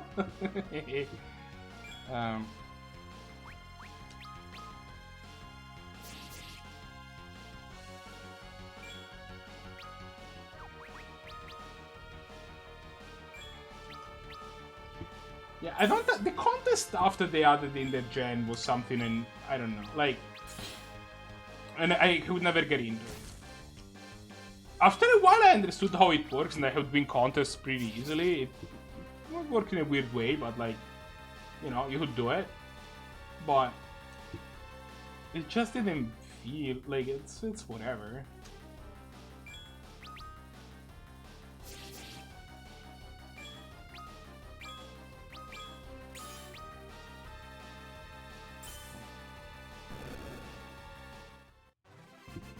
Okay, let me see if I have artifact. Ah, it's right here. So this is my Nintendo DSi. The shiny red finish is something that was available only for a short period of time. This is this is, I believe, the Super Mario 25 years anniversary, something like that. Normally, most DSIs have a matte finish; they don't have a shiny finish, or glossy, rather. Is the way I would say. This is my Supercar DS2. It's the flashcard I have. I think it's out of production now, but it's the one I have, and it's pretty good. And the thing about this DSi, the thing about that is that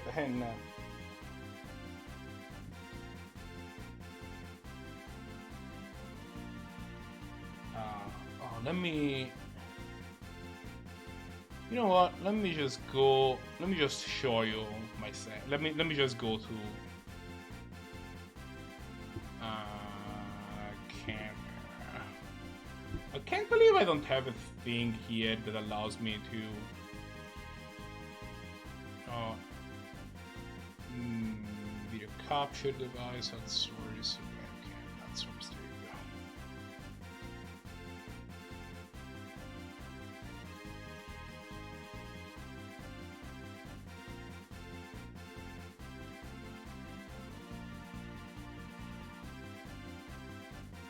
Perfect. Okay, there it is. So yeah, this is my Nintendo DS, and basically the thing that it does is that I can, for example, if I want to play a Game Boy Advance game, I load Game Boy Advance emulator, which fits on the cartridge. And what do I have here? New games.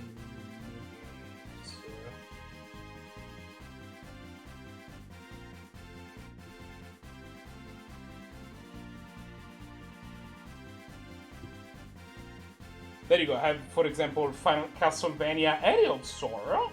So I load it.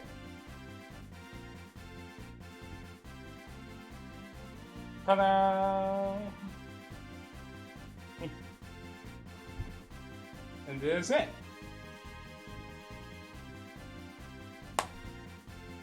It makes your DS into like kind of a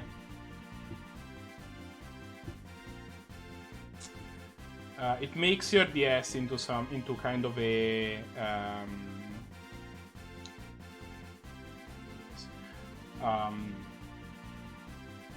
these unfortunate into kind of like your portable gaming center for like retro games, if you're one to play such games, you know, which I do. And I own you know, like I own Castlevania Area of Sorrow. Like, oh, hello there, a weapon.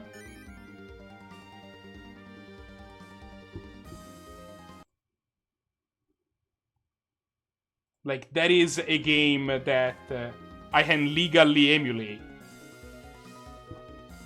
So it's interesting that like it's nice that I now, instead of having to lug around 35 different things, it's just like, yeah, I just have my DSi and I can play my GBA games on it, and my Game Boy games on it, and my Super Nintendo games on it.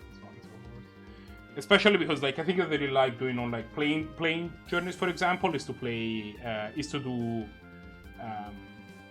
runs of the Ocarina of Time, Link to the Past randomizer, which is something I did on stream a lot more. Should probably do that. Yeah, I mean, I think that part of the reason wasn't that, you know, you can do all the stuff, because that came pretty late in the development cycle, actually.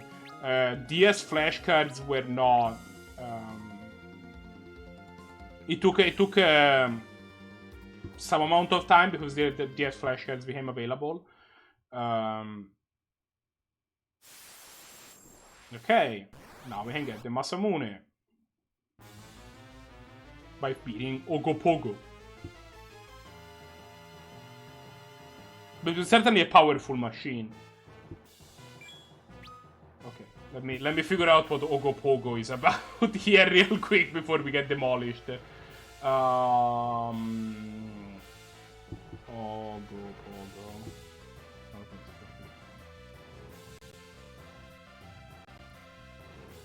50k.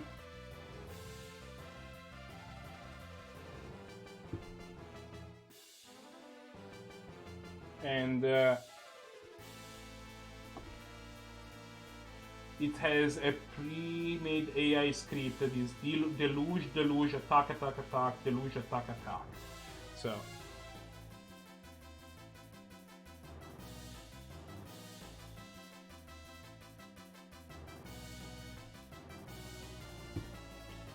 How many HPs did it have?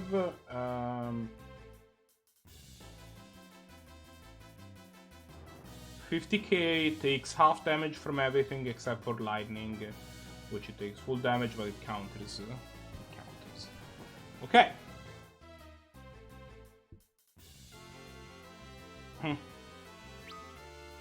I cannot tell if you're being sarcastic.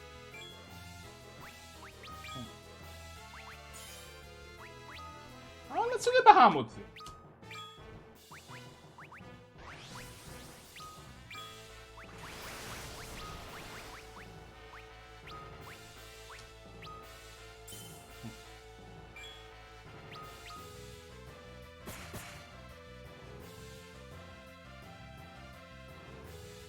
With about 7k damage, about 9k damage,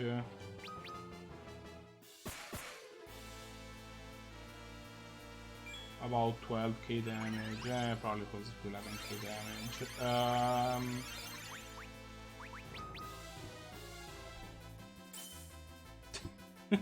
13k. No, you stay here until we beat this game.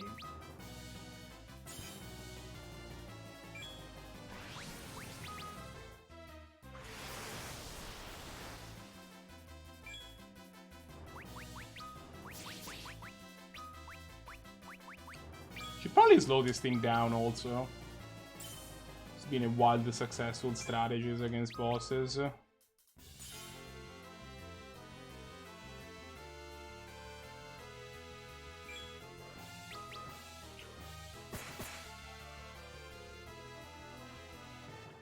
I lost count, but I don't think we're very far away. Oh, I should have let the animation play. I dealt 1,000, like 10,000 damage, so that's pretty good.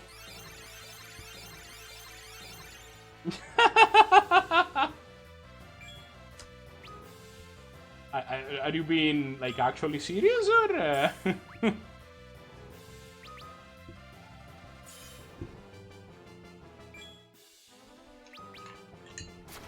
Oh, sweet! Yeah, please keep attacking Cecil.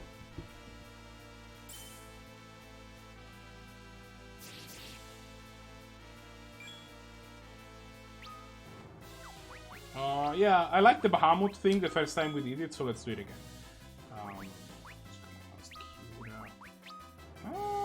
Actually...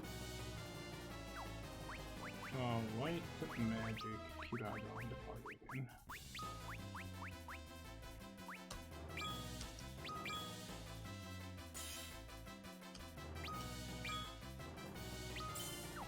You know what? Why don't you throw a shuriken at this thing?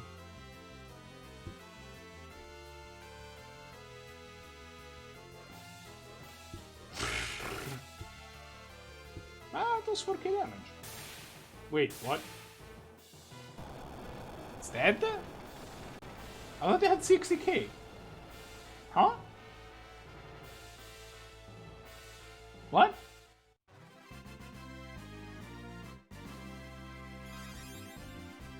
Okay.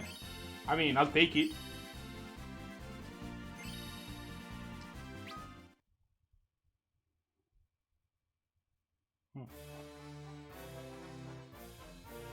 Oh, we got the Masamune.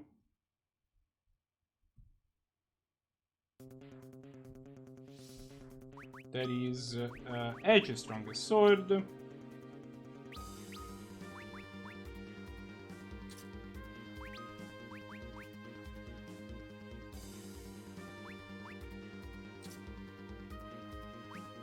So now he's gonna be wielding the Masamune and the Murasame.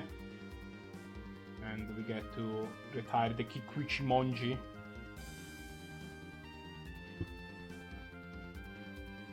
JPSS, like, I appreciate you trying to get Loading to participate in the event, and if Loading wants to participate, he's obviously welcome to. If he wants to do some other stuff, that's fine. I can definitely understand the I want to finish Dragon Quest. That is a red dragon.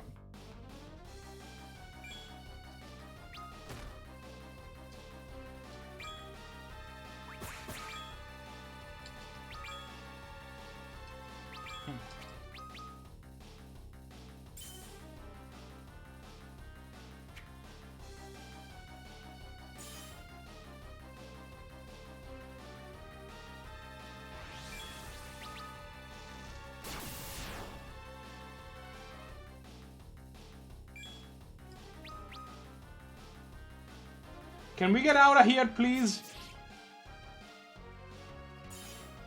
Please?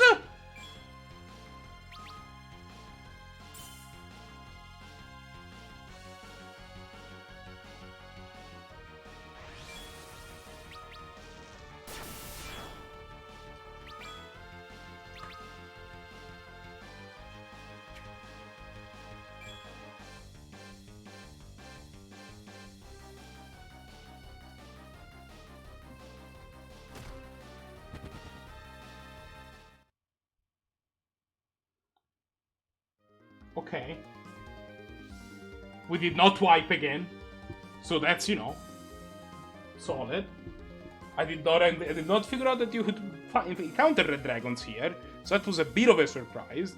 But now I'm gonna be ready for it. But also I need more drink. So I'll be right back.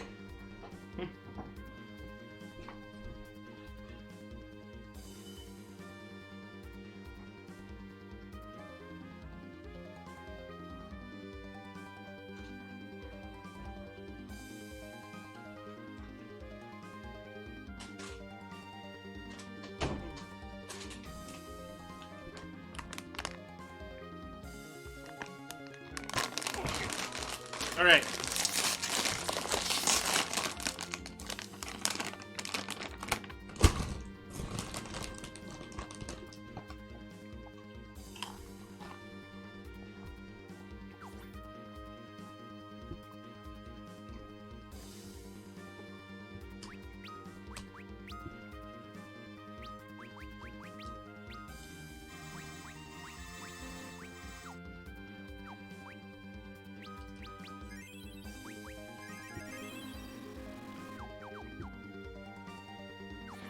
JPS says yes. Growing up Mormon is in fact something that can happen.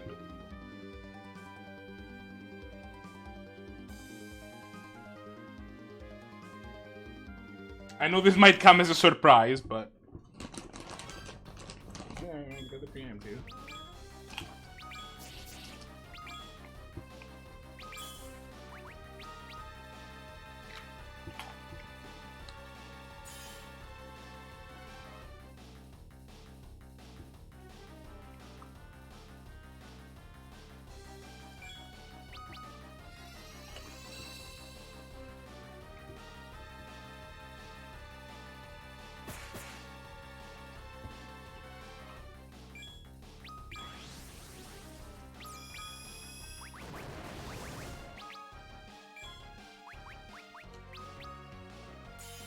Because if you take a turn before at some point, you know, kinda need to heal from this laser barrage, just putting it out there.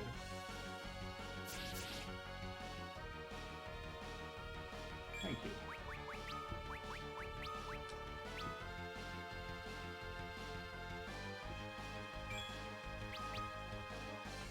So that is actually a thing that I'm not... Did you just grow up Mormon, or are you also like, you know... How do I put this? Like... Are you actively a Mormon? I don't know how to say that in a way that does not make... That does not sound stupid. Practicing, I guess, is the way. I know how to say that in Italian. I don't know. And yeah, you encounter those things. They suck. Is the short. Okay. But you still keep the whole not drinking, smoking,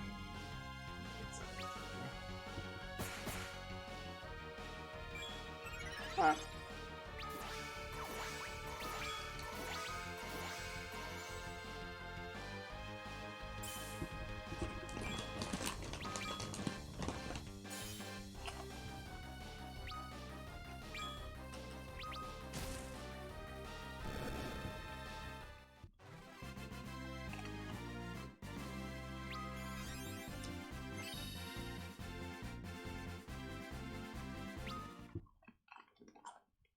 Level 73.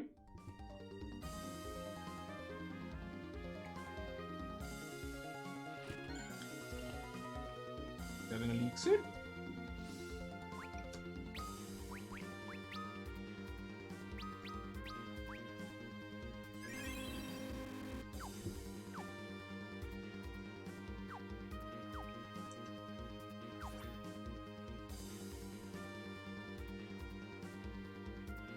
It's a solid rule of thumb, but alcohol is delicious. It does have that problem.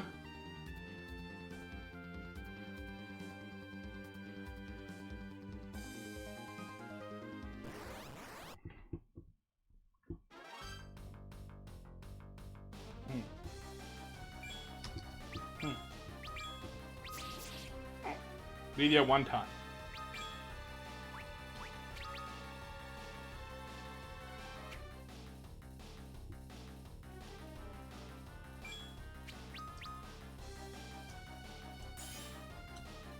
Alcohol is delicious, sips gin and tonic. What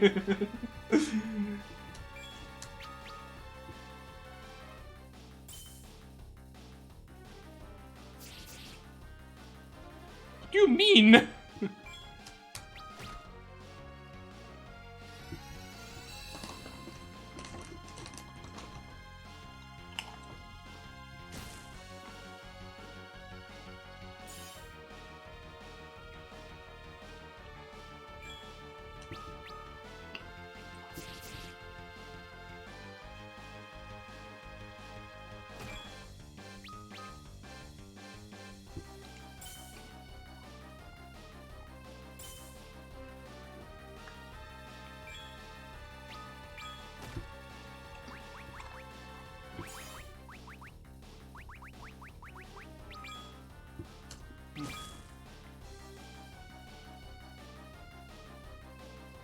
Oh, I see.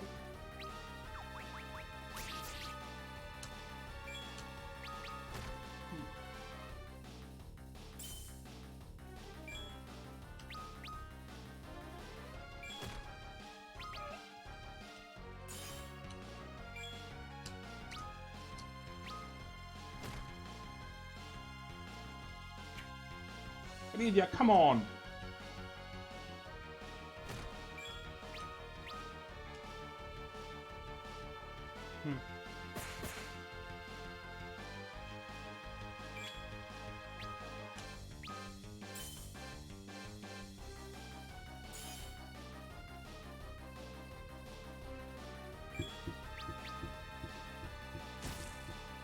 Obviously didn't get it. Unfortunately. Well, I just think it's dead anyway.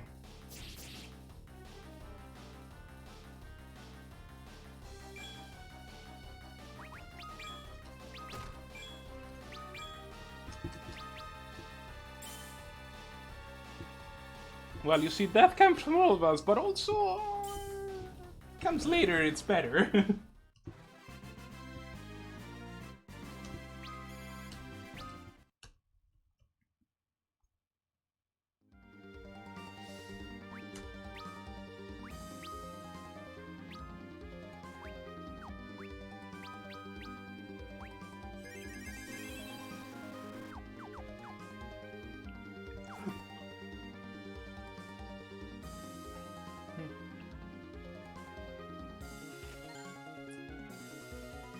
Gold power glass. D9 map complete. 3 light curtains.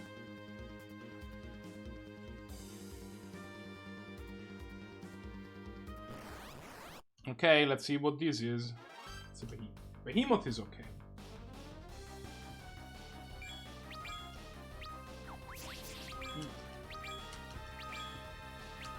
How did we beat the Red Dragon, by the way? Like, when we encountered the Red Dragon the first time, how did we actually beat it?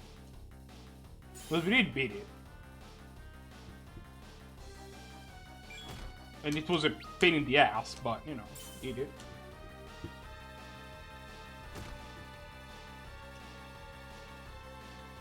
Also, if Kane could, like, stop just Mega dying, that would be...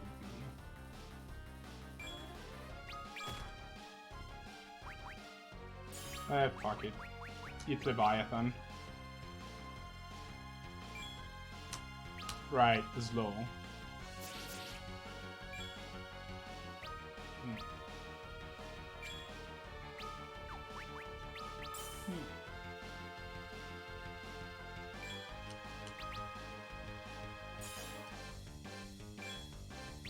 Should probably use slow more. It seems like it works on literally every boss.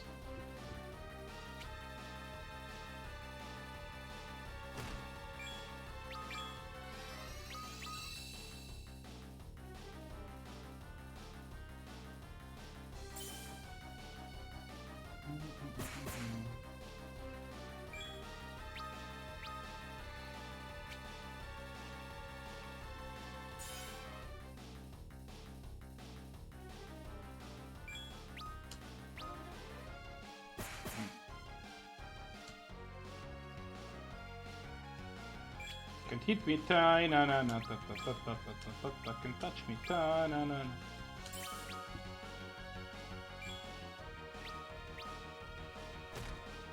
Can hit Cecil, but Cecil's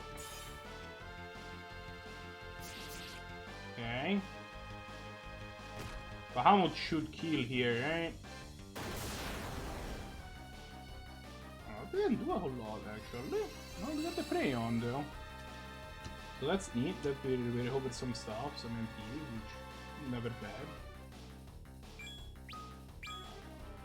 Cecil almost did the trick, yeah, there we go.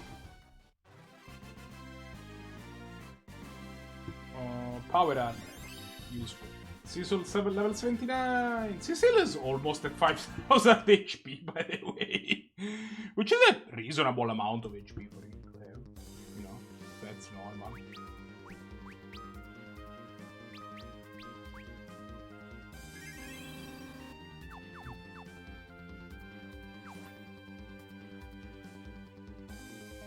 Okay.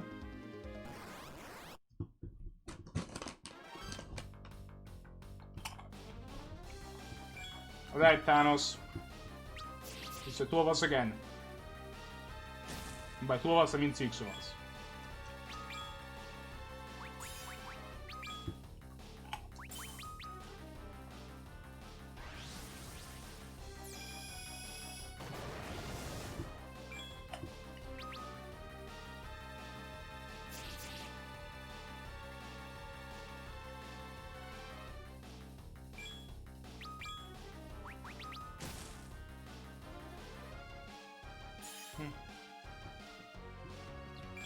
That sounds a little bullshit because it looks like Laser Barrage would only hit one person.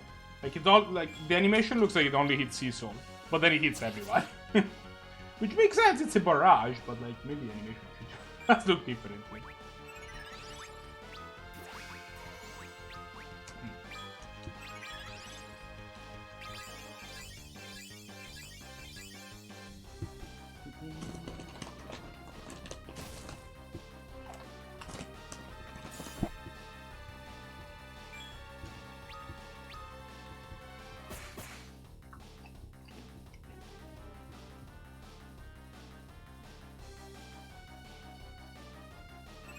I love how on the ball Zenti is though for stuff. Like there's like JPSS and loading. They're talking about random nonsense in chat, and then I ask, wait, what is this piece of like game relevant information that I need? And Tim is like, yep, there it is. I'm like, oh yeah. One word message, it's fine.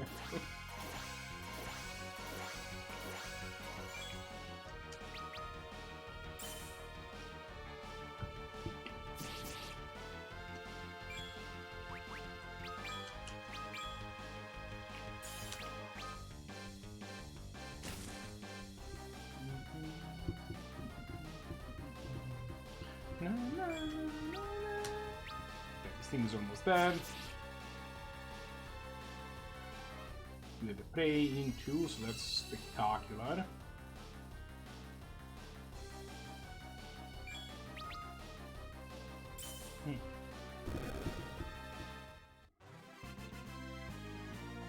And there you go.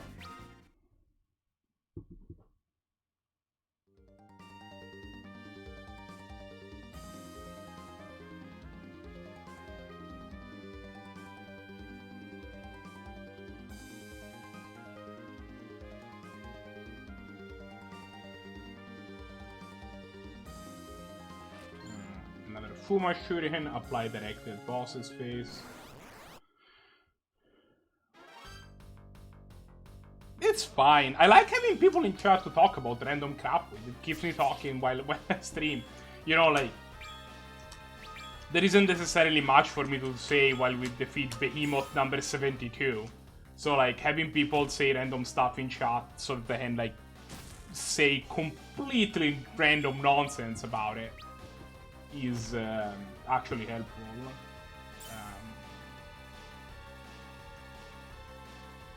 It just was funny that like Zenti had not said literally anything for like an hour, and then I asked the first game relevant question for a while, and he's like, slow, and then disappears again.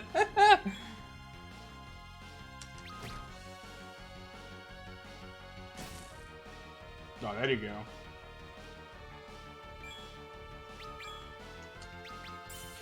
No, I mean, I think that the fact that I'm talking is like a reason. Like, for example, right? Like, I very rarely watch stream. Like, there was a couple of people, both I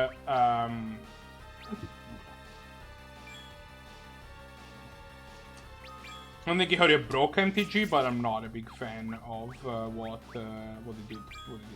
Like, it feels like the last several sets all have introduced some sort of mechanic. Like, Terra's Beyond That was fine. Terra's Beyond That A+ set, please Wizards print all Terra's Beyond That. But like, Ikoria was like, Ikoria has like changed the face of Magic forever. Eldraine changed the face of Magic forever because we had to ban multiple cards from it.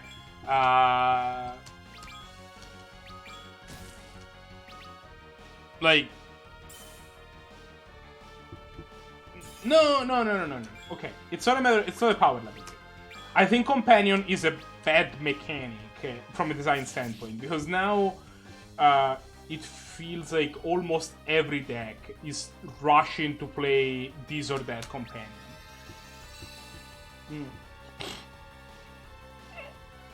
No, I mean, but Uno's a fine card. Like, it's fine if a set has powerful cards as long as, you know, they're not Oko powerful, everything breaks. Like, it's okay for a set to have powerful cards in it. And to have cards that see Eternal play. But, like, the fact that now it feels like almost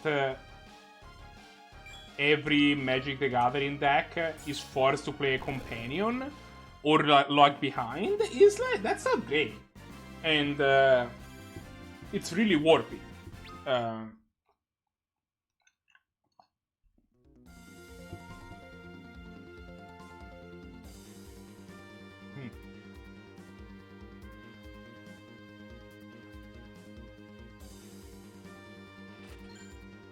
Soon.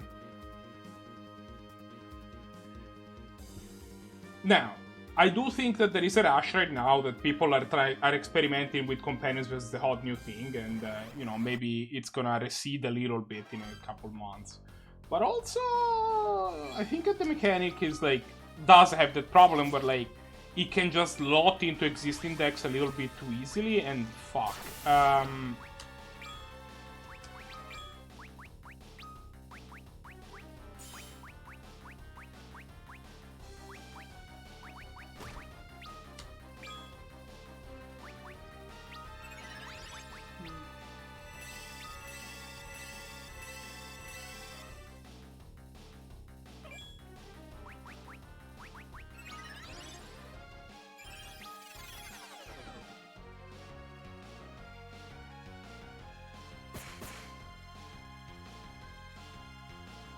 Yeah, I'm with you. Like, Mutate is a weird mechanic, and I just, like, don't like it very much, but, like, it's not game... It's fine. Like, it's fine to put Mutate in a set, and not every single fuck mechanic has to be for me.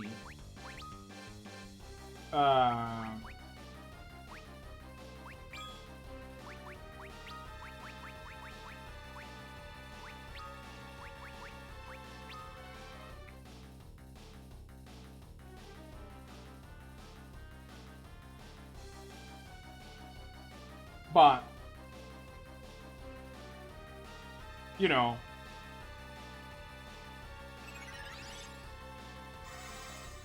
wait, no, what? I wanted to have Skewed, not raise. Oh no. This is coming back to bite me. 100% for sure.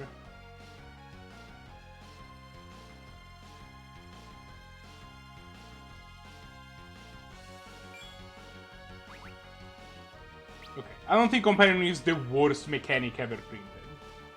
It's not great.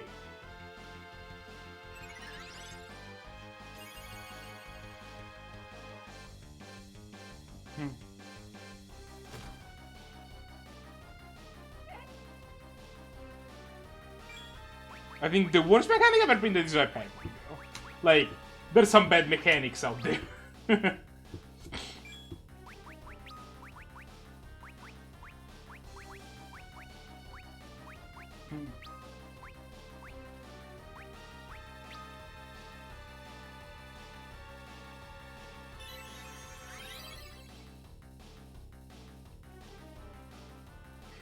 But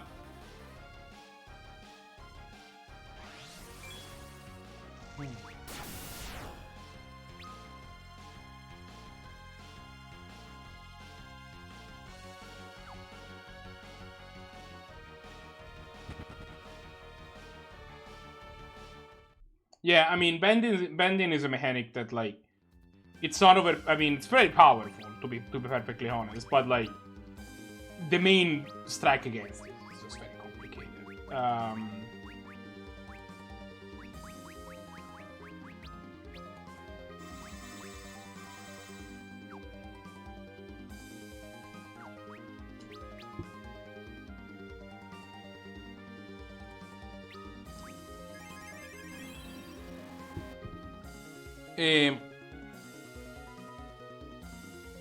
They're like, most broken mechanics make one deck really good, this mechanic makes every deck really good.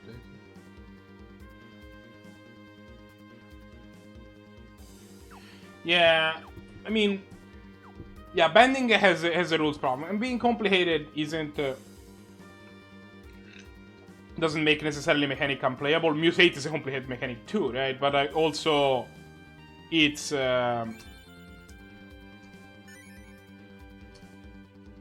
just weird. That's the thing. That like, it works in ways that are counterintuitive. Is I guess the thing that I'm trying to say. That's the part that's the problem. Is that like, mutate, for example, is mechanic from rules standpoint is very complicated, but also it turns out that once you have grokked the way that the mechanic is supposed to work, yeah, there's corner cases and that's fine, but the mechanic more like behaves the way that you feel it should behave, whereas bending is a mechanic that has a lot of very counterintuitive corner cases, which is a problem. It's very hard to grok. So that is a problem with bending. I don't hate Companion for like the power level even necessarily of the Companion mechanic. I don't like Companion because it creates this impact where now it feels like for every deck that you're playing, you have to make it a Companion deck. Also, like, look, I don't play Commander because I don't like Commander. Stop trying to make other formats Commander. Like, that's the other thing. I mean, you know, you could do other stuff, right? Like, it's not like Wizards could print some sort of Thoughts variant that can also look at the sideboard, or they could do.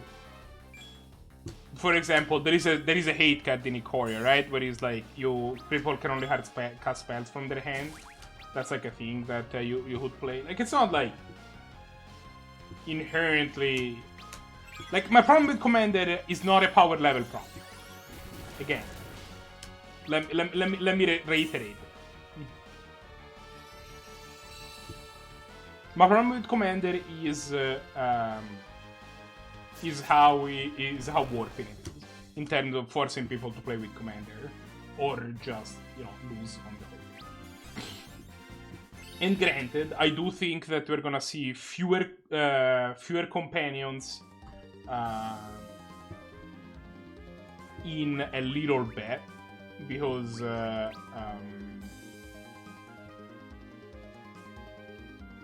I do think that, like, you know, now it's like the hot and new thing, so we're probably gonna see people.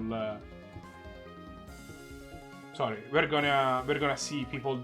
You know, everybody's like super excited to play with it, but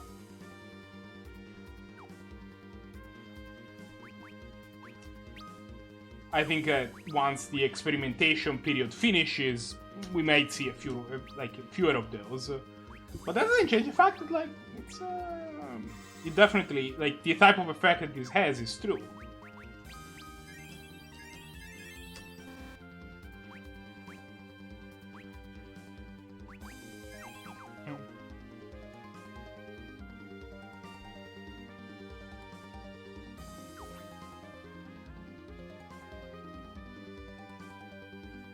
Yeah, I feel like what I would have liked to see, and like Matt made this argument, I think, like a little bit ago, was something along the lines of make companions that once you do the thing, they're even more powerful, but make doing the thing a lot harder. So that people in standard will be pushed to try and who is this thirsty fella? Okay.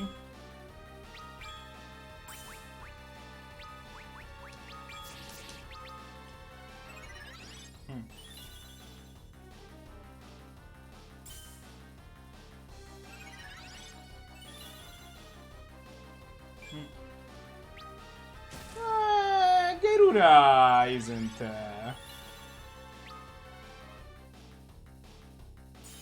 Uh,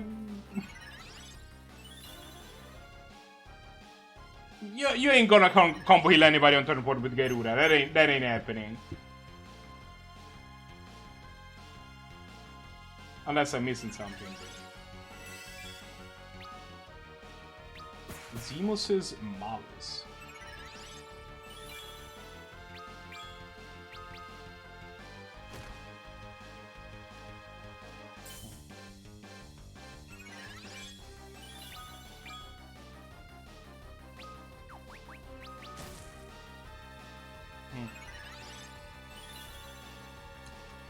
Well, it format depends. I think Garuda is the most powerful for standard, probably. But Lurus is a lot more problematic.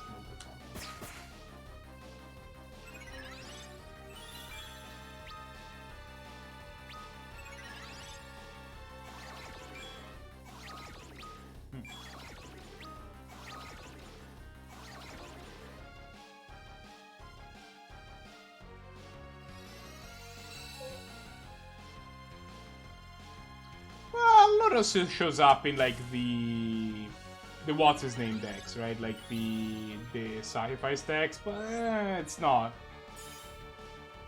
It's not built around to the same level that Garuda is.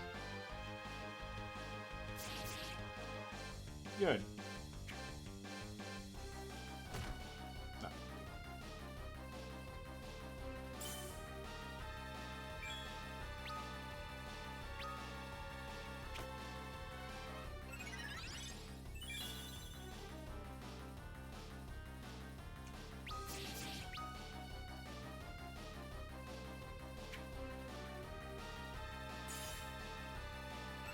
Can we kill this thing?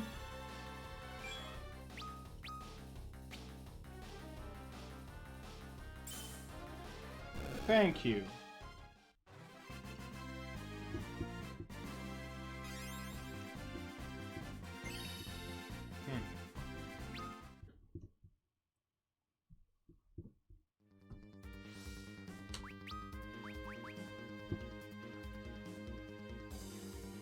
I mean, there's a number of ones, like, you know.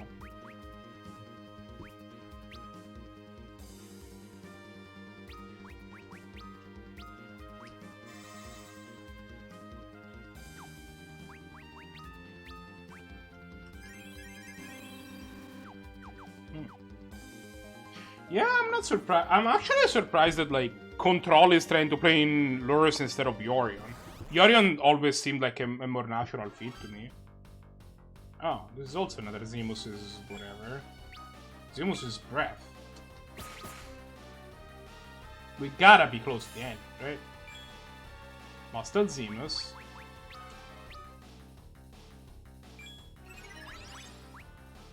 Oh, convenient.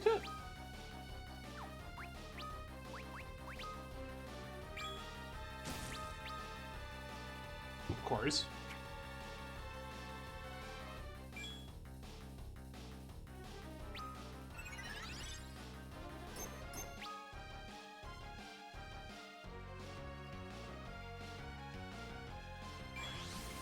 Mind Blast. Oh, whatever.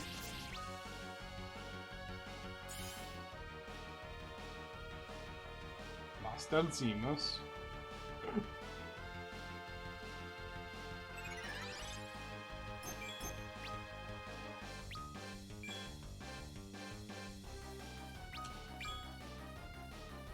Obosh is the only odd one, right?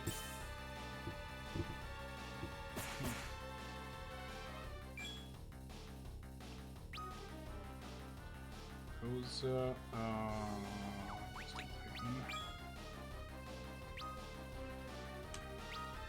No, I mean, I'm with you. I think that I do not like the impact that Companion is having on existing decks, where it seems like it's a rush to see which Companion you can play, no matter what deck you're playing, and how it's affecting, like, you know, chances are that in older formats, what did they affect it really?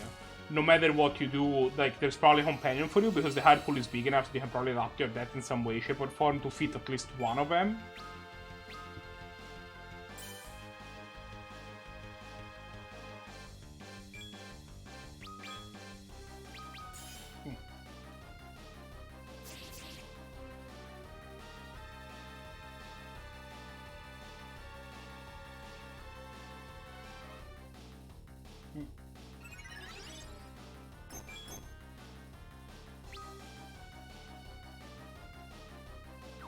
No, don't. Can you, like, Blizzard or something?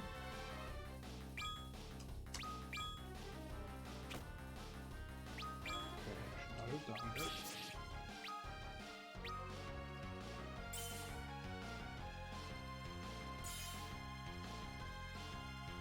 Oh wow, yeah. That's hilarious. I might have won.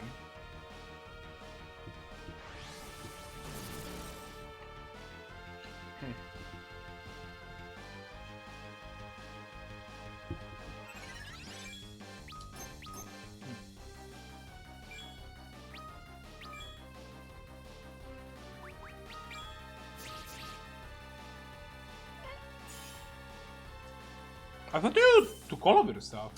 Did they let you, like,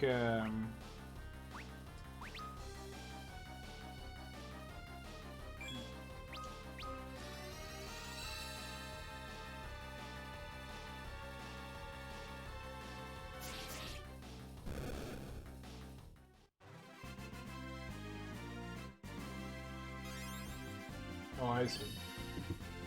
Lydia level 76. Nice.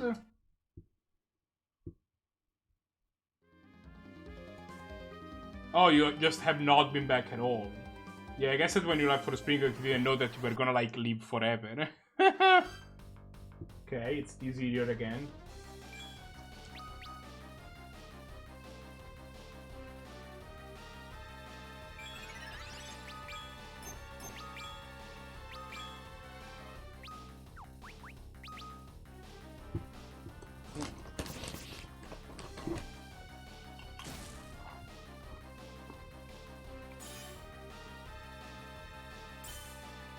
I see.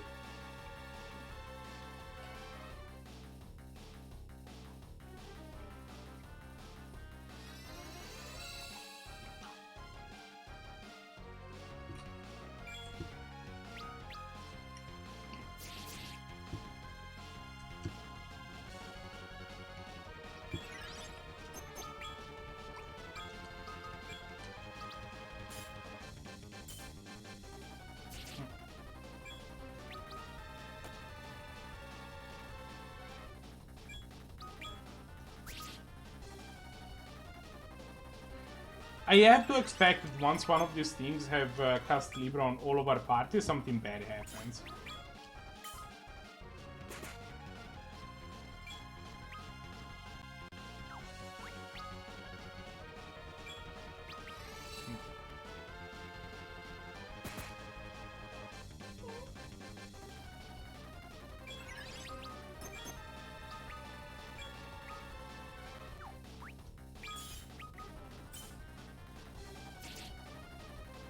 So I'm kind of, like, trying to murder it as fast as possible. We'll still pray because we need some precious MP deck. I see.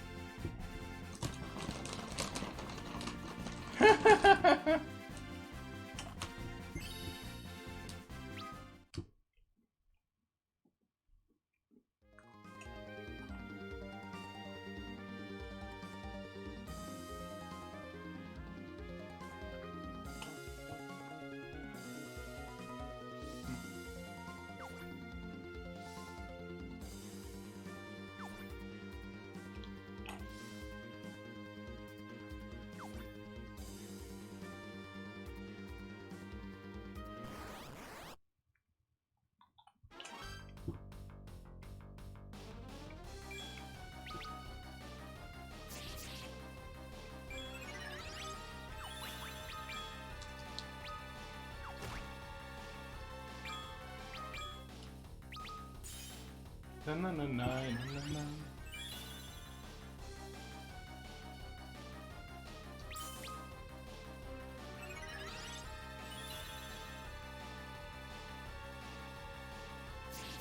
Na, na, na, na. No, I made a mistake.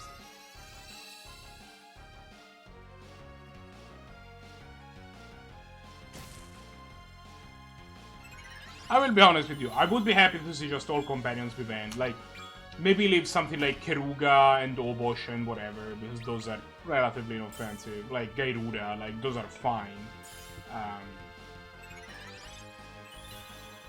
If Loros went away and, like... probably Gairuda too, actually. And like Yorion also went away, and all the other, like, if all of these guys that are even remotely playable went away and who condemned this mechanic to the ash heap of history, I would be like fine with it.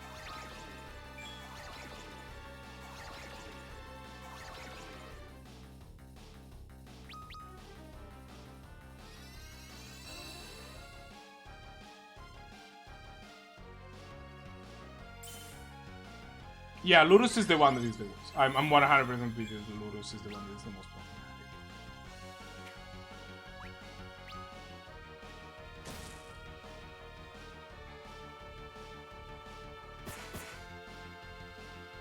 Great. Thanks for treating her.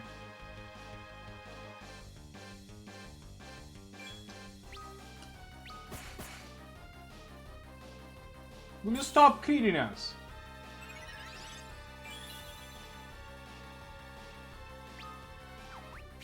I mean, I think Wizards need to be more conservative in terms of not printing these nonsense.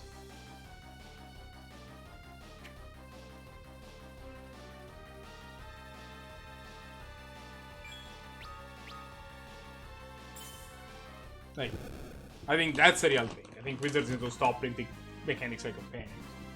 No.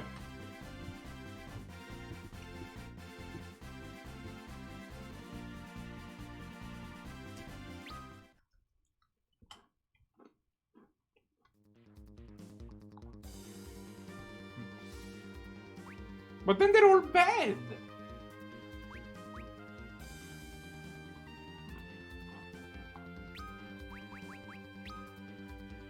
Like, I guess Lurus is somewhat playable in your like main deck.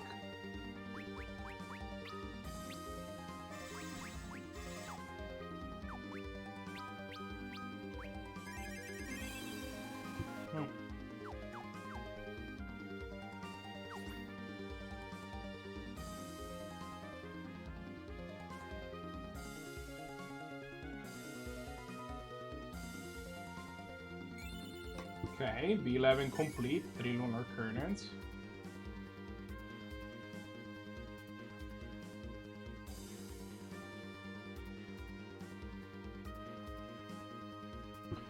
And this looks like there's some shenanigans about to go on, so I'll drop a save state here.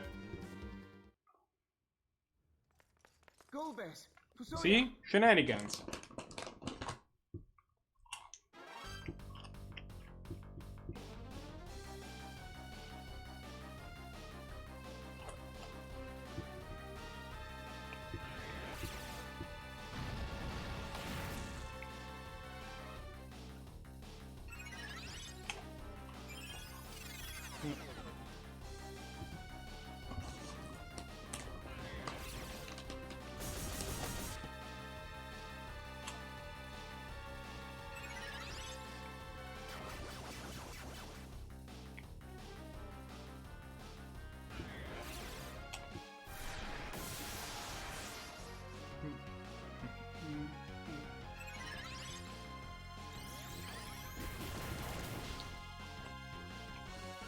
Pretty good.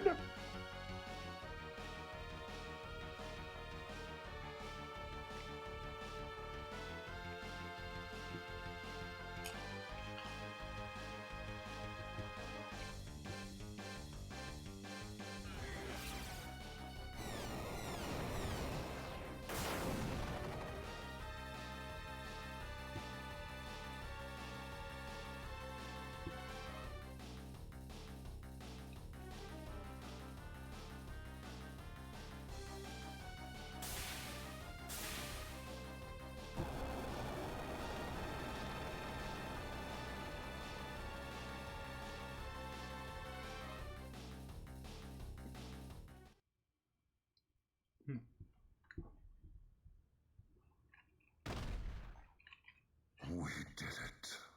So you see, Waste. Such incredible power. And all of it warped to evil ends. Hey! Oh, you've come. Looks like we were too late. You were supposed to leave him for me. Cecil. Cecil.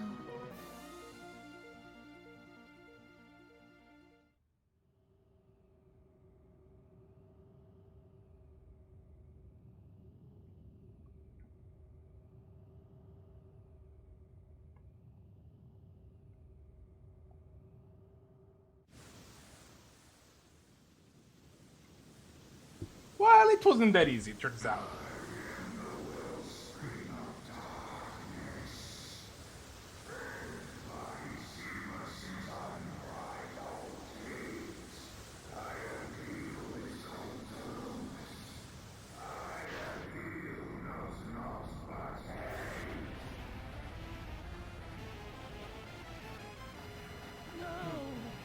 Death only fueled the evil within him. Evil. Zemus. No, Zeromus. This time I will finish what I set out to do. Zeromus, be gone!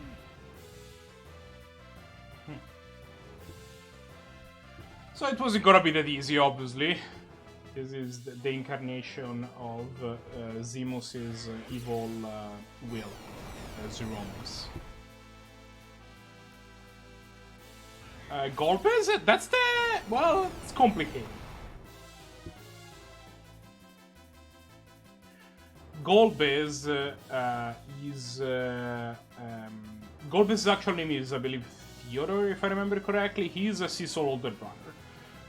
He is also half Lunarian, like Cecil is. And at the beginning of the game, he was... sorry, the bad guy. Basically. He spent most of...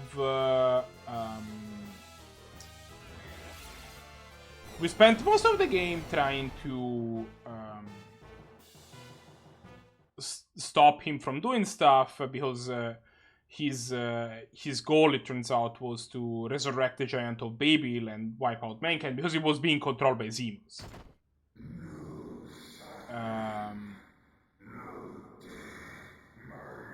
When eventually we managed to...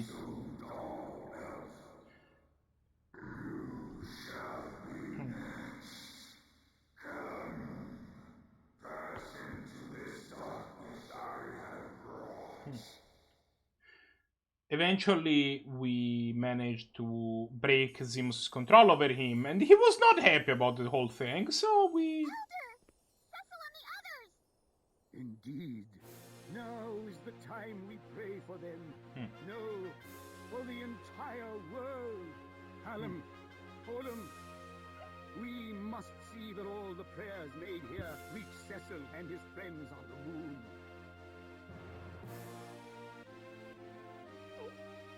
Cecil, my friend. This is your chance. Please have courage. We'll all be waiting for you. Return safe. For the sake of the whole earth. Rise up. Our prayers are with you. Come on, you can do it! Cecil! Everyone! Great moon. Please. Hear our prayers. Brother.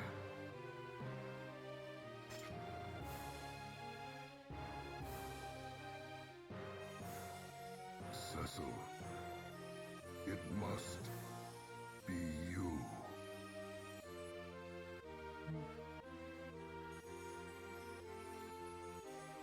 They weren't dead. Zeromus. This is the end for you, not us.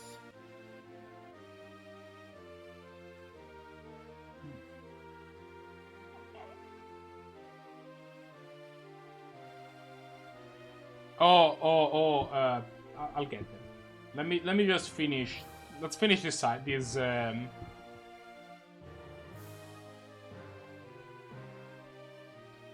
cutscene. Let's set this play, and then.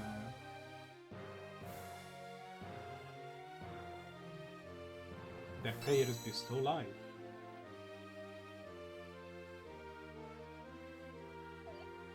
Have courage.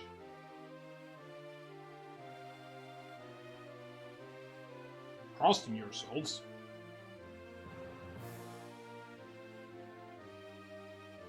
Their prayers bestow strength.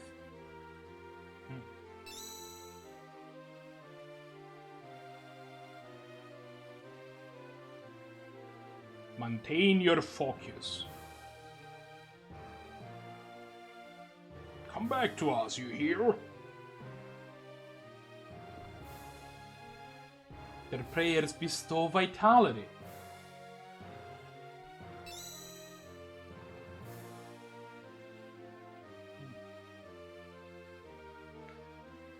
Moon, shine your light upon them. My brother.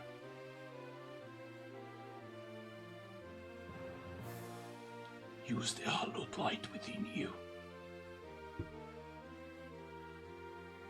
Allow it to fill the crystal. I made a mistake. Cannot keep these points. Zemus, show your true face. Their prayers imbue Cecil with holy might.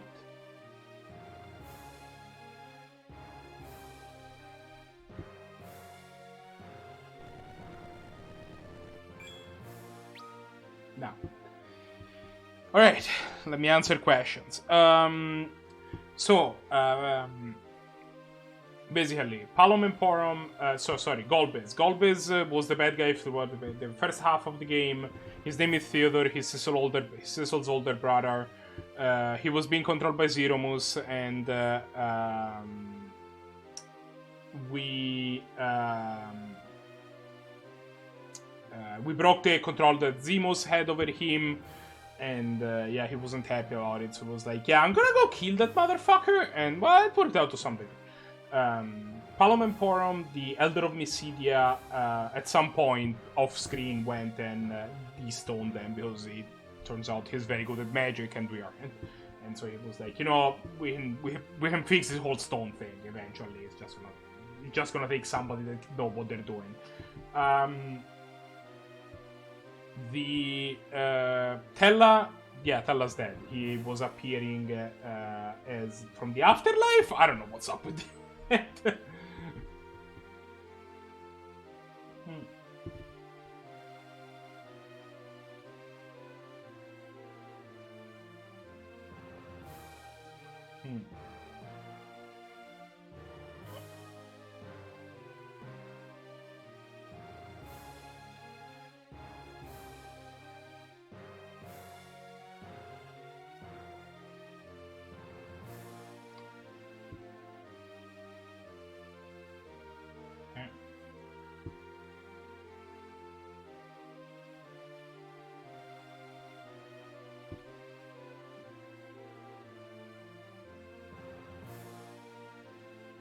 So, before we start this final battle, I will go refresh my drink, and I'm gonna be right back, and then it's time to finish this game.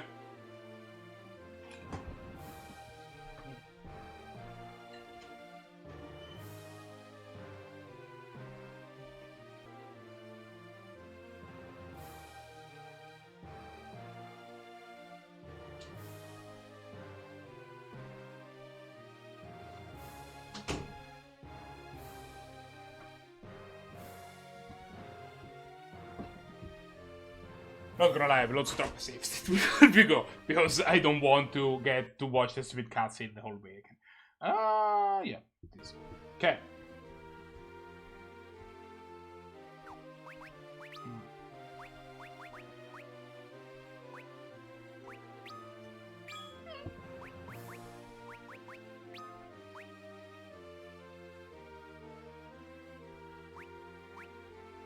So we need to use the crystal in order to force Zemus to reveal his face. That was the significance of receiving the crystal from him. Speaking of face, well.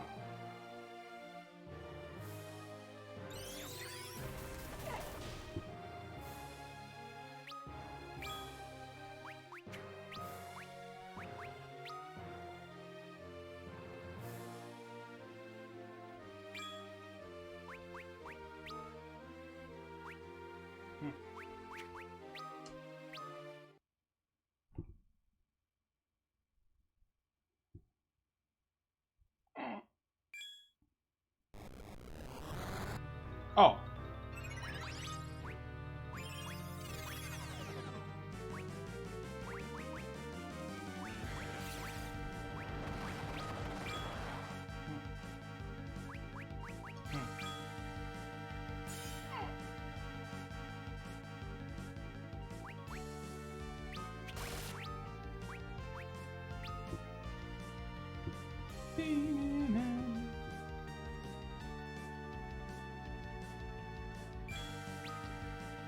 How many HPs does this here have actually? Let me check real quick.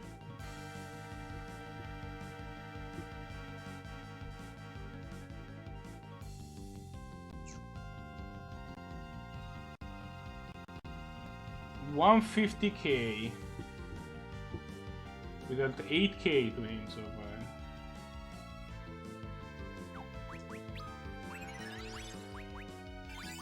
Again, Fuma Shuriken apply directly to the boss's face.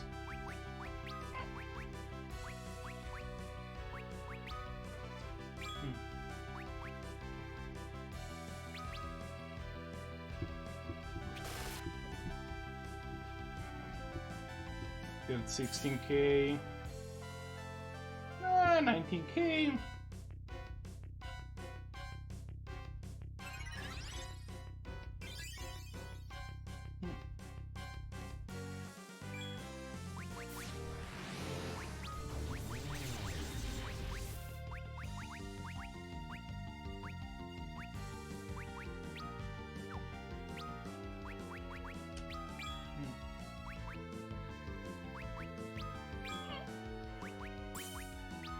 Oh wow, that's a strong attack. Eat Bahamut, you jerk. Fuck.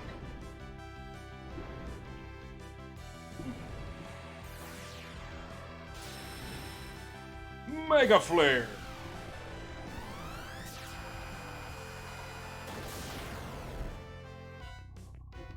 Okay.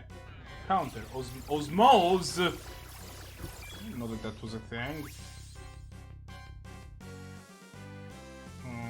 It wasn't too bad.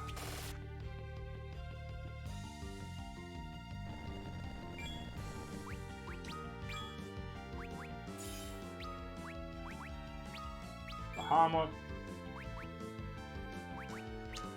Attack. Throw. Fuma Shuriken.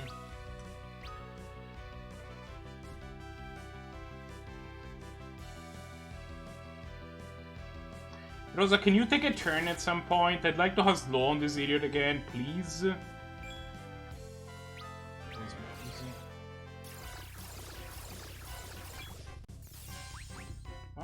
Keep attacking. Keep throwing shurikens.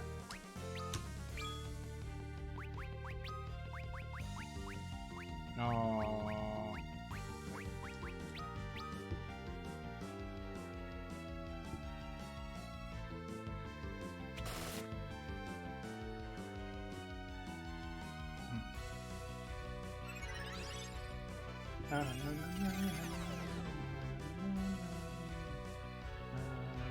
Counter with Flare on Rosa. I did not expect that to be a thing, but that's fine. You attack. You keep throwing stuff, I guess. How about this Poison Axe? Yeah, sure. Throw this.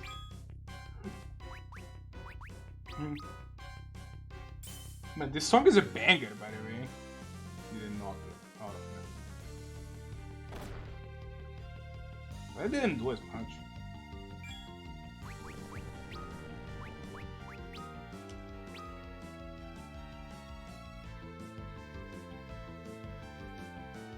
I think I may have seen this a couple times, but eat Bahamut, you jerk.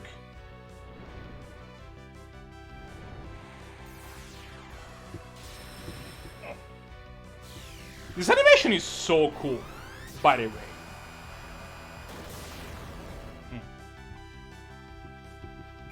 Yeah,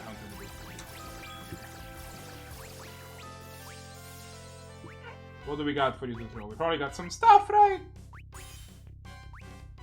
Yeah, throw this Excalibur. It's not like we need it anymore.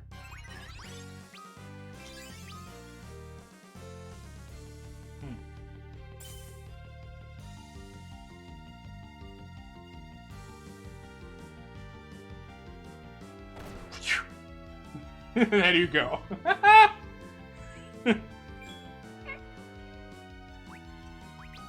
Yeah, I mean, this whole Bahamut thing is working pretty well, so let's keep doing it.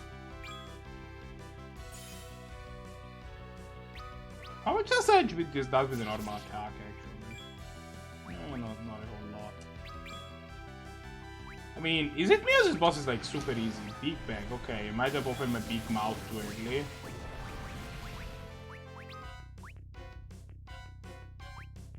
Oh, I did. Good.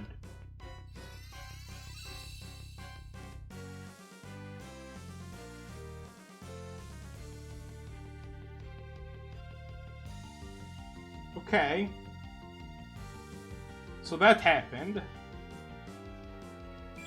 Which was, you know, not great. Items. Phoenix Down.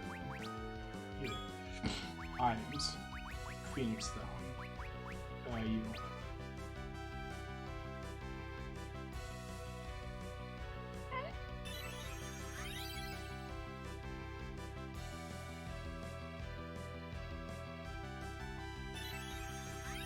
It's fine. We have one Mega Elixir, you know, which, you know, we can use. Like, it's... What are we gonna do with that Mega Elixir? Items. Phoenix Down. You. Items. Mega Elixir.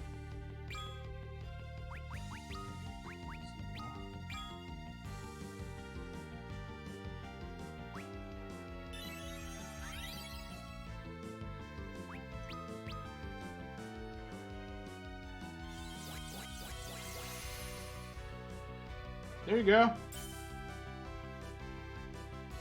So just don't do that again, please. Like, under any circumstance whatsoever. That would be pretty nice of you not to.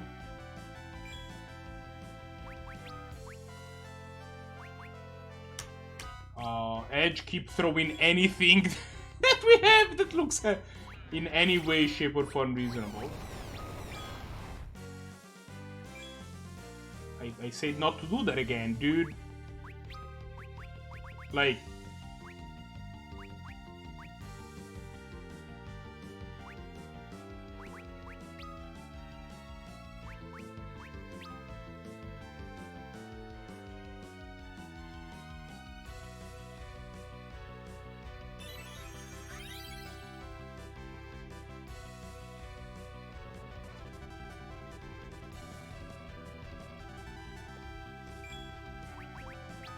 In all of these, I've also completely lost count. Like, the fact that I have to use a Phoenix Down, because it takes 2 years to cast... Yeah,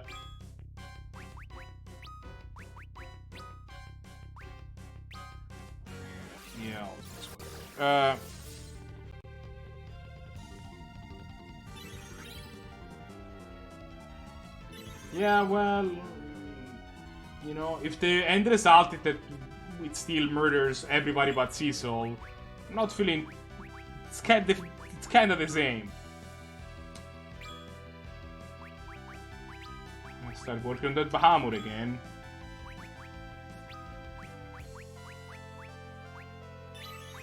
Maybe this works? Question mark?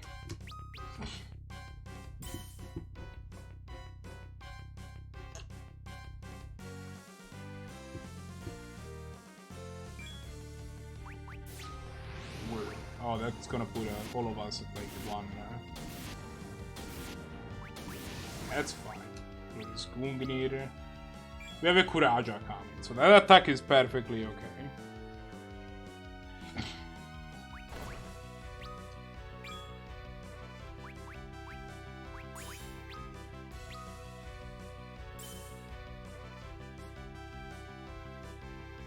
I guess I've dealt probably about somewhere in the order of 100k to him. Okay.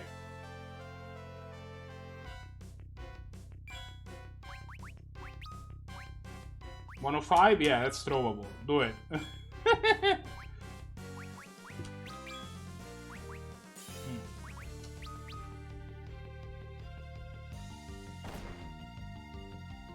I think I've thrown all of my inventory at this idiot. It's dead. It died.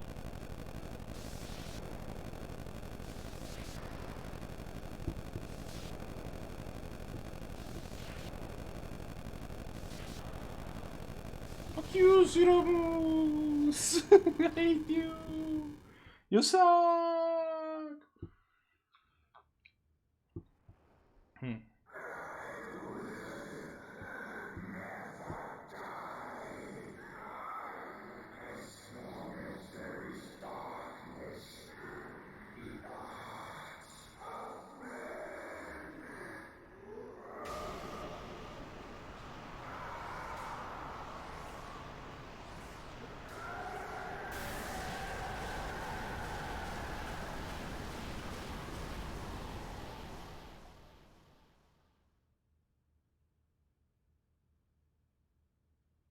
You've truly done it.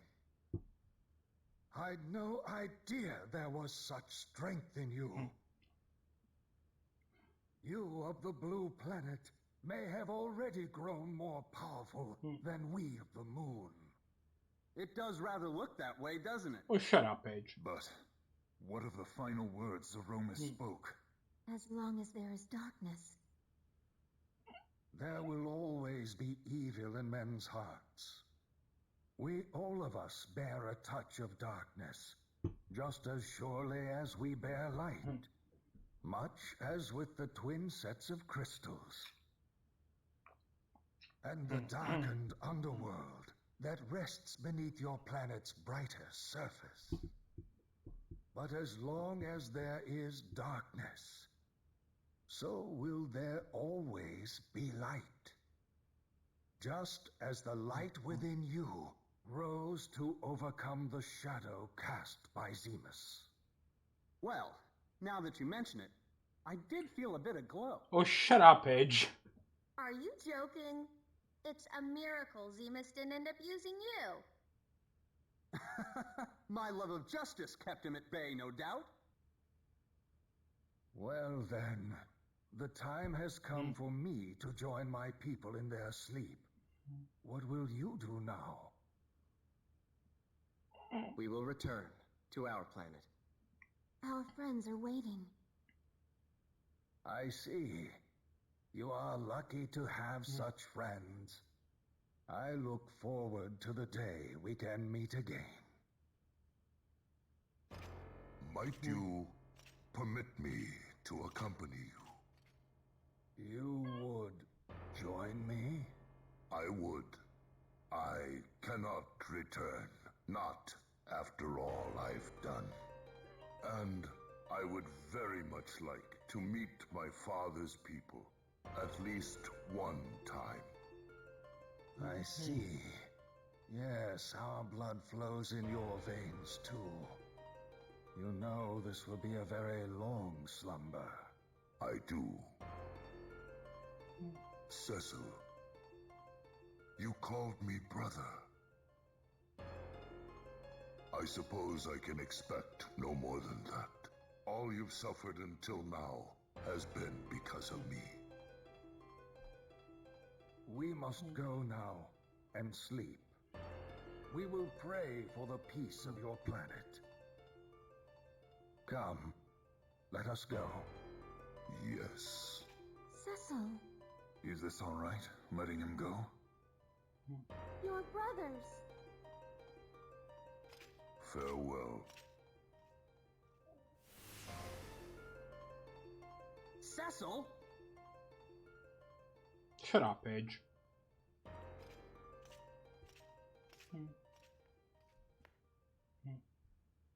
Farewell, my brother.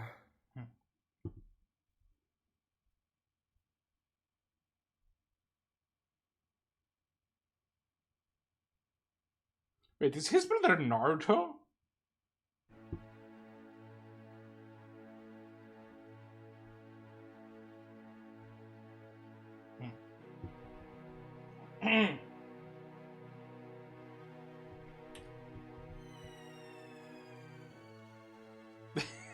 Remember that part?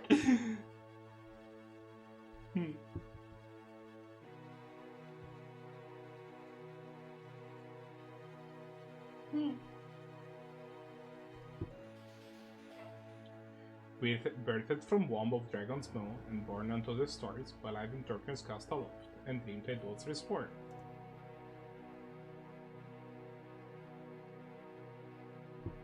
Moon is weighted in ever light, ne'er again to no eclipse, earth with hallowed bounty reconcile.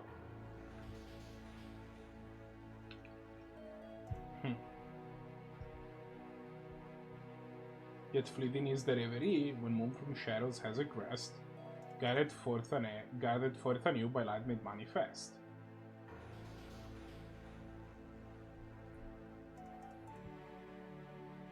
Two, bound by ties of blood, by time and fate then rest apart, unto lunar light and Gaian breast.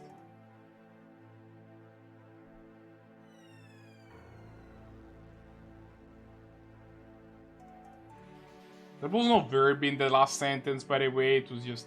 It's okay.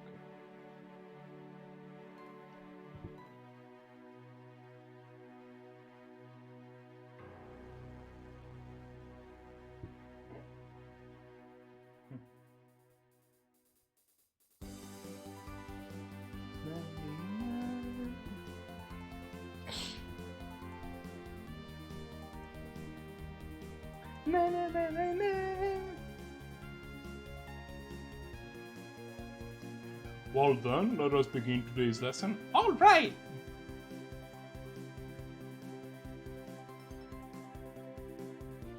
Where is Pollum? Oh, not again!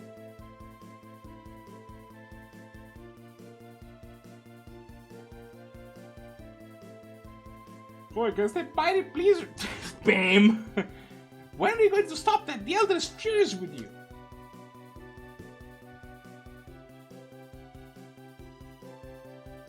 How many times must I tell you the same thing before it sinks into that thick skull of yours? You've a deal of growing up to do if you ever plan to be the sort of mage Tella was.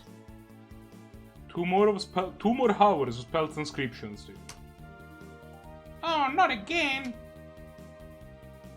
You've only yourself to blame, you know?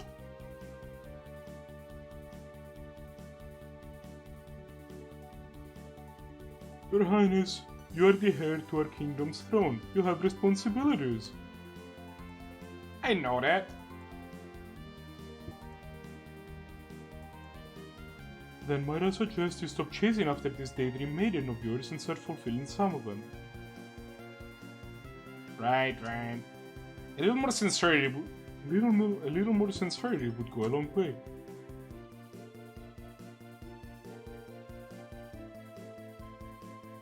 But, really, yeah? There's no girl in this world that would ever come close to you. Your Highness.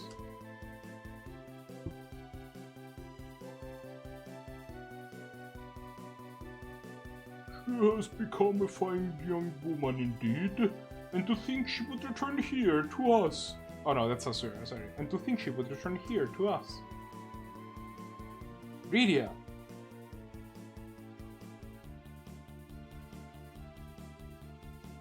Rydia, why do I have fangs? I want to be the same as you. What do you mean? We're all the same. There is no difference between humans and Eidolons. The ephemerage is going to become a very interesting place in the days ahead, isn't it? Most certainly. And All that matters is what's inside of us. Isn't that right, Cecil?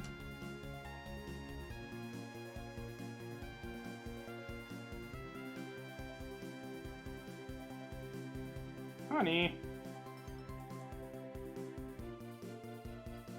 You are a queen now. Oh, wait. You're a queen now. Won't you make a little effort to speak like one? Young, you know I can send all the prim and proper stuff. Oh no, it's already past time for today's training. Come along. Yes, your highness.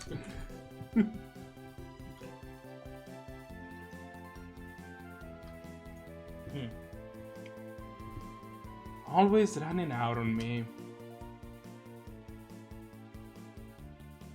Do not fault your husband, he'll build a fine new fable for us all, I've no doubt of it.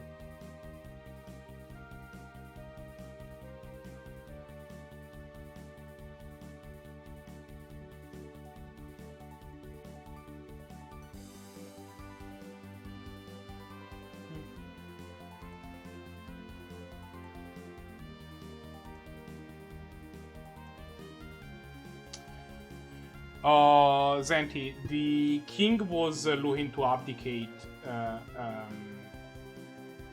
because he was really old and he wanted to find a successor but had no heir, so I think that's why.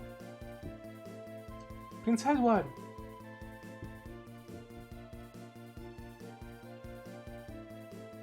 Sing us a song about the paladin again.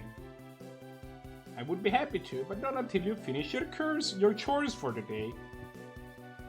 You want the castle to back the way it was again, don't you? Of course. I didn't read the boss back, that's fine. Anna. Please wait for me. I must be strong and live on here for the people of Damsia. Be at peace with Tella.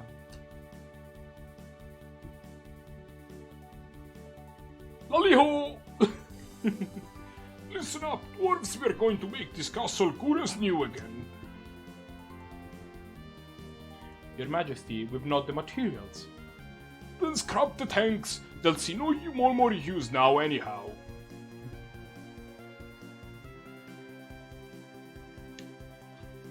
I wonder how Cecil and the others are doing. I've just received some good news in that regard. Cecil and Rosa are to become the king and queen of Bern. Really? And not only that, we've been invited to the coronation. Yay! I love dwarves. Your Majesty, you're not helping at all. Didn't I tell you to go and scrap the tanks? Lolly-ho! Lolly-ho! I don't think you understand. Let me be more clear. Lolly fucking ho. Chisel, Rosa.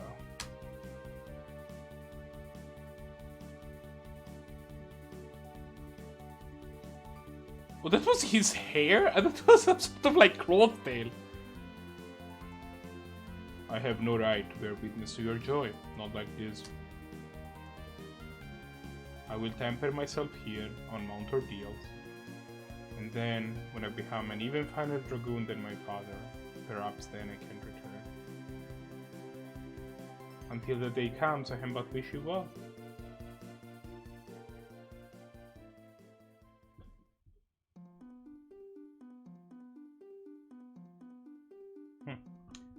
Oh my.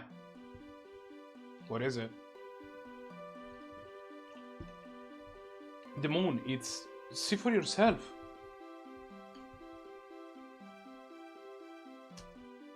Exclamation mark.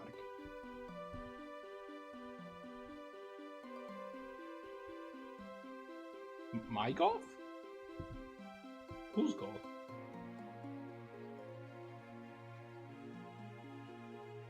Everything seems normal. What's your point?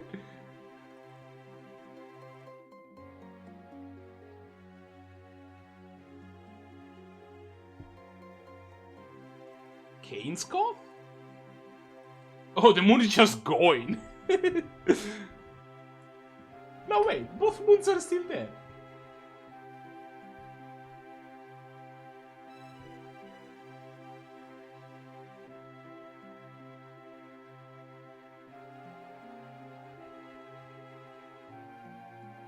No.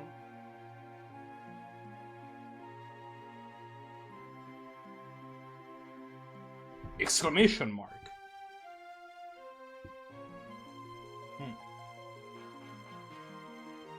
What is it, Cecil? Nothing. I heard this one. You did? It must have been my imagination. What are you two still doing here? What are you two still doing here? It's a beautiful sunny day outside. I'm sorry, I must have lost track of time. You'll have all the time you want. Fuck, this is just going so long, so fast. Really? You did it? Oh, fuck. Okay, I'm sorry. That was just too fast. I could not.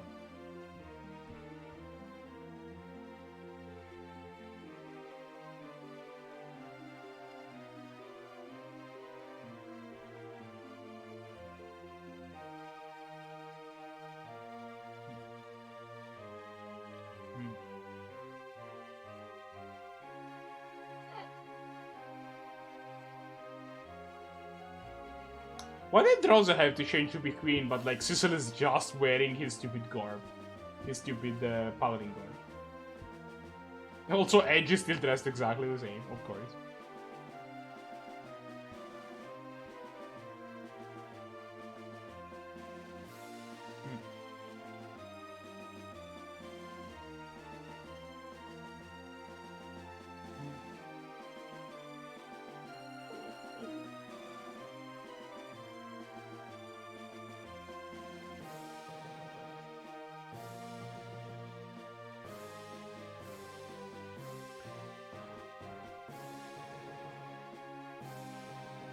I mean, you're not wrong, but also...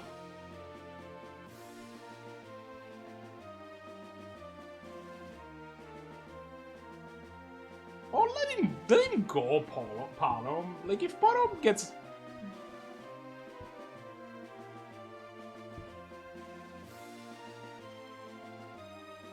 It's gonna foster,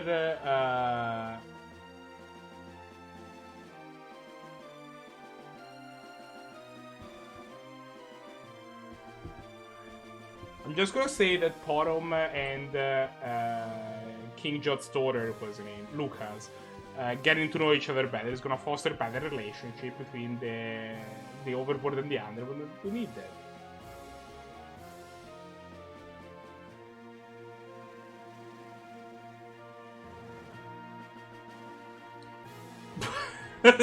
Guy is just bomb, just like.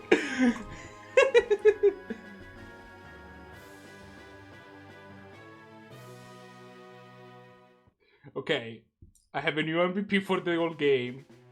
In that it's that guy in the second to last cutscene that just jumped on top of the other two that were cheating. I also like that, like, at the end of this game, it really suggests that the world's going to be fine.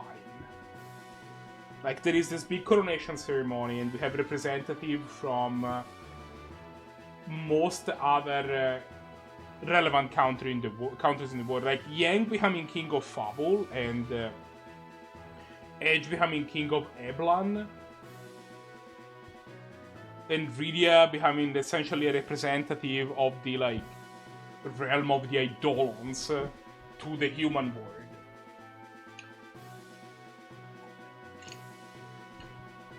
Like Edward becoming what essentially is like, you know, like the kingdom, the prince of New. Like, the fact that all of these people are very friendly with each other means that, like, at least for the years to come, as long as the people are in power, they're not gonna, like, randomly go to war with each other.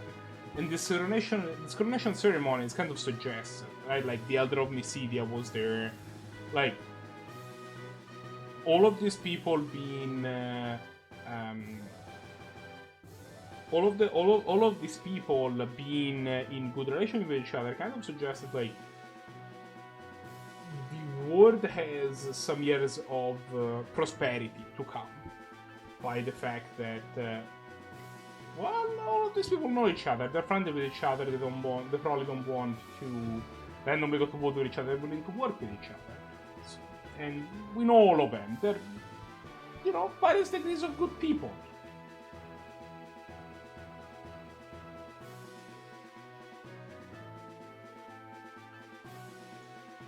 So that's makes it so that you can.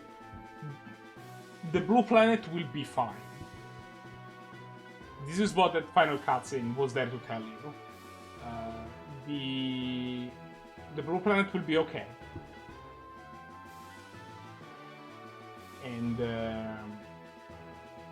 we'll see that there's some shenanigans that are about to happen.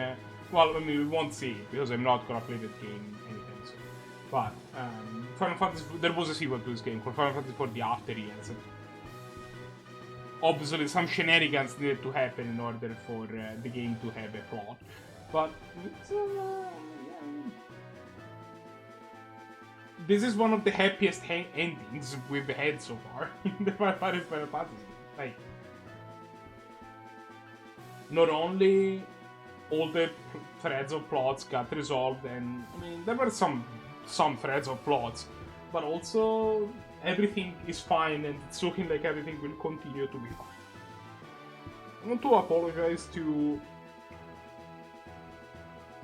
people like Go Sakuyama and Hiroki Minami, which is in my top right part of the screen because you don't see it as much. If there is any name that I think is particularly funny.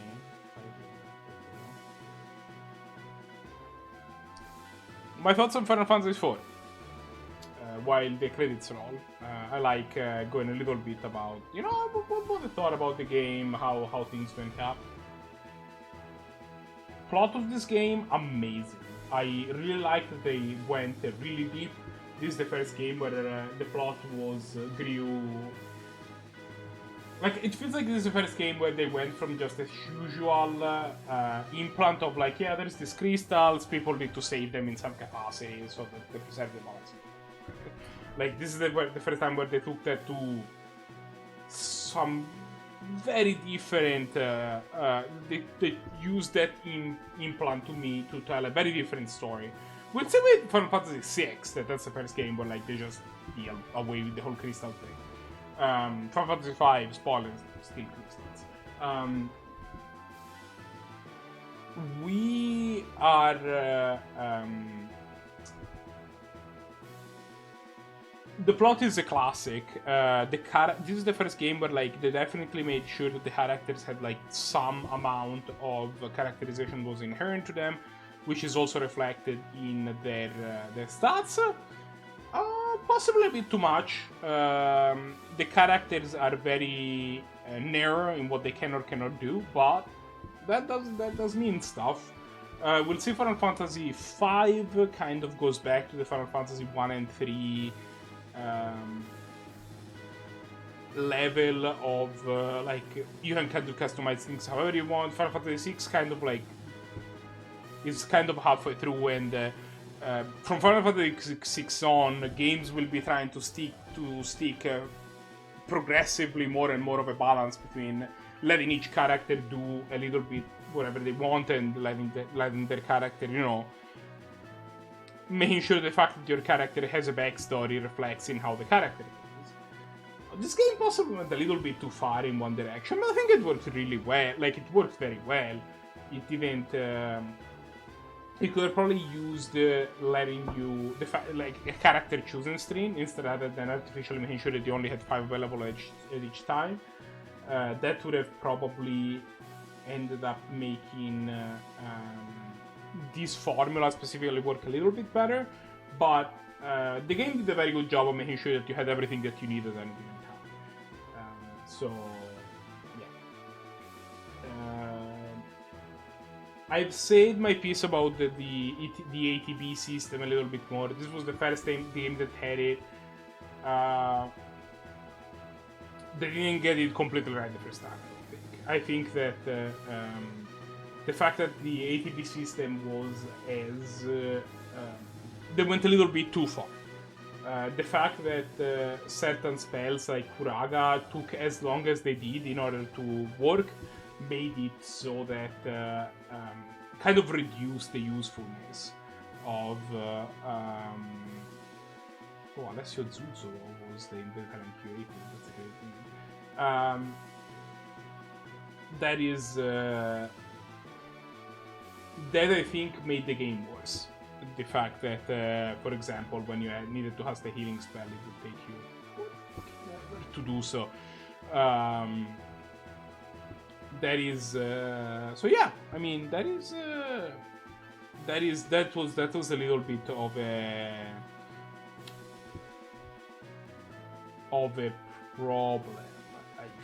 But all in all, it was kind of like it was a minor blemish on a game that overall was amazing. I think I really like this game. It's not a surprise. I've seen a couple of times. I think this game is. I thought that this game was gonna be great when we started playing it, and yeah, it's great. Turns out, this game is in fact good.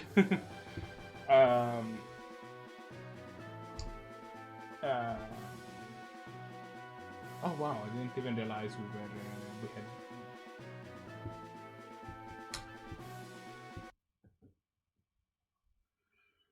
I think in terms of like combat mechanics, I ended up liking. Thank you for playing Final Fantasy IV. Yeah, thank you, Nomingway. I liked it. This doesn't have to be the end. You'll not be given the ability to replay the game within all of the arguments and rare items you acquired the first time around. If you like to have this option, be sure to save your game completion data when prompted.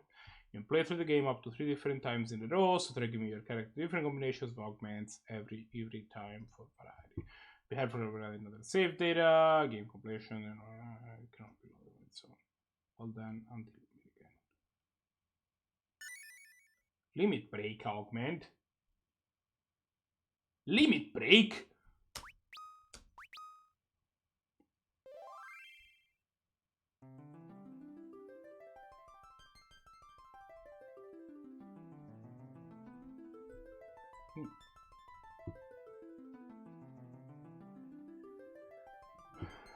So yeah, I do not. So the short thing is that I don't think I like this game ATB system as much as I have liked the ATB system in some following games. I think that the idea of having different actions take different amount of times isn't a good idea. Like, I think it's cool, but I think it went a little bit too far. Like the fact that Bahamut takes 4 actions to cast makes Bahamut largely useless. And the same to be clear, to Magic in general. It's like every time you try to cast Kuraga, it's like, well, I mean, it's a gamble. Maybe I get this Kuraga off and then I'm fine, but also I might just not. Which is not a great feeling to have. That said, it was revolutionary when it came on. This is the first time that something like the ATB system was introduced. This game lives and dies by it. It definitely has a lot of great things. I think that like all systems, they didn't get it right, fully right the first time. They needed to perfect it a little bit.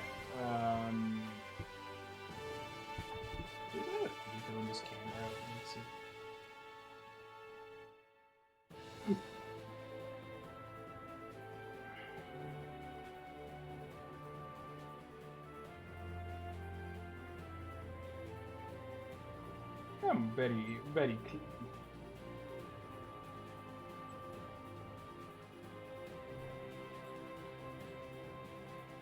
Oh, this is much better. Very good. So yeah, I think that the way that that specific thing, like the way that the ATB implementation ended up exactly working out, possibly not perfect. The fact that this game has the ATB gauge at all was kind of revolutionary for the time, and it's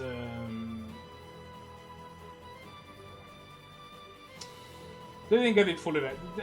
I think there were some improvements to be made, and we'll see future games try to correct things. I think Final Fantasy V, if I remember correctly, overcorrects a little bit in terms of making it the ATB gauge not relevant enough. But we'll see. We're gonna start the game next, probably next Thursday, and we're gonna see how that goes. Final Fantasy V is a game that I think most people don't love. I really like fiddling up with the class system. I think it's really fun to just try to mix and match to get different people to do different things, but you know, that's not necessarily everybody's cup. This definitely true that in terms of plot, it doesn't have as much to offer as the game that came before it, or the game that came after it, 6. And there is a reason that, for example, they chose for 5 not to come out in the States at the time of release, but both 4 and 6 did. With that said, it's 1:15, and I am going to sum up the stream for now. We finished this game. It was a while. It was a whole thing. Thanks everybody that came with me on this journey. We will be starting Final Fantasy V shortly. We will be back to pixelated graphics, but I don't think Final Fantasy V ever got... Actually, yeah, let's figure it out now. What version of Final Fantasy V exists? And what do I want to play? Final Fantasy V. Yes. There is a Steam version. How much are you gonna ask me to pay for the Steam version for a game that I already own?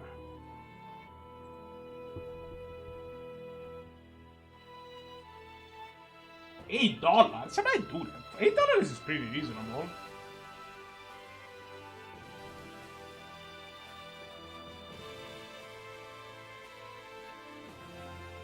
Now,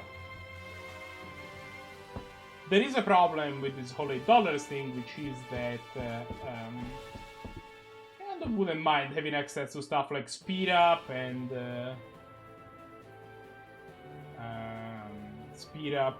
save states and all that jazz. So we'll see if I want to go with the Steam version. What does the Steam version do?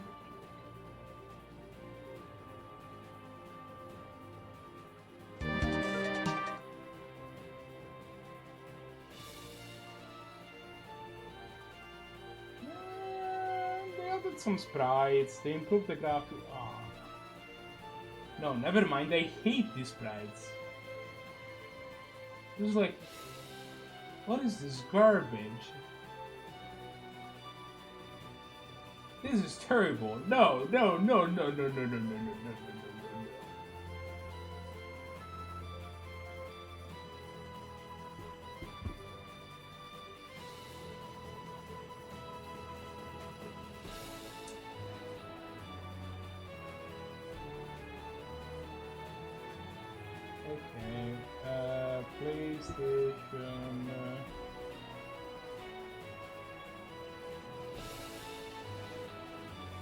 PlayStation 2, Nintendo Game Boy Advance. Oh, there is a Game Boy Advance port. I've been liking the Game Boy Advance ports a lot.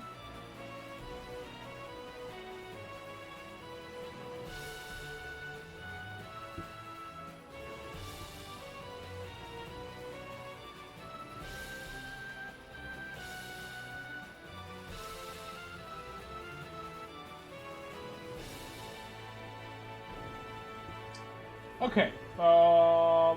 Okay, so the Final Fantasy... I think we might end up playing the Game Boy Advance version, because I know that that one has also some secret bosses. We'll see... We'll see how that goes. If you guys... I'm gonna... Let me just...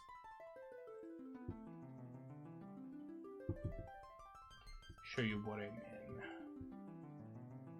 So... to be clear, this is what the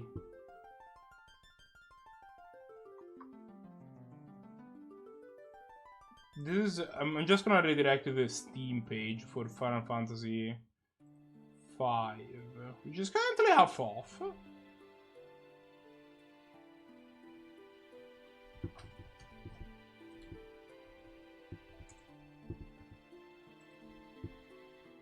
And you can look at what the sprites look like there. Oh wow, Final Fantasy V is on 50s and stuff. I might probably get Final Fantasy 15, honestly, because I want it to get a cheap price for it.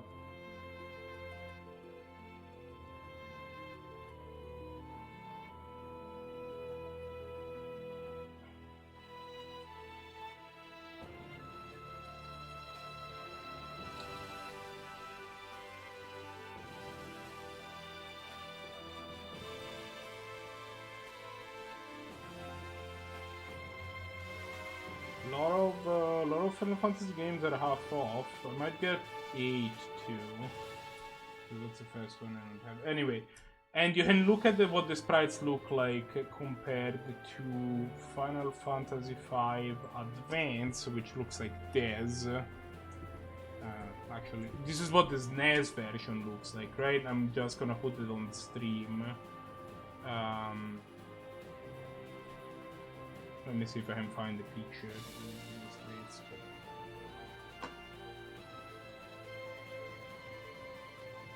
Yeah, sure. That's fine.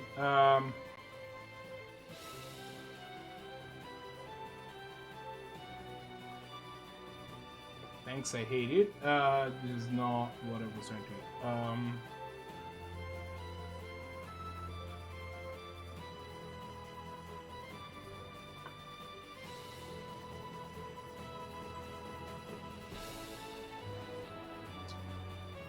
Does this work?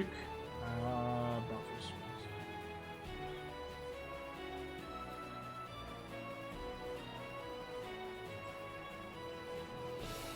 Yeah, there you go.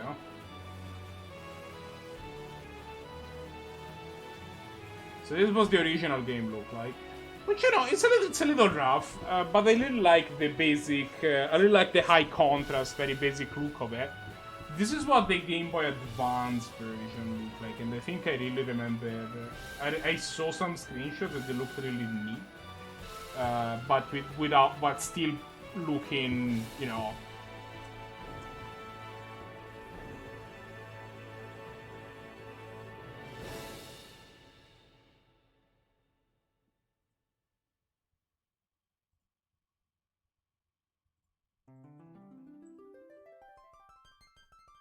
While still looking I'm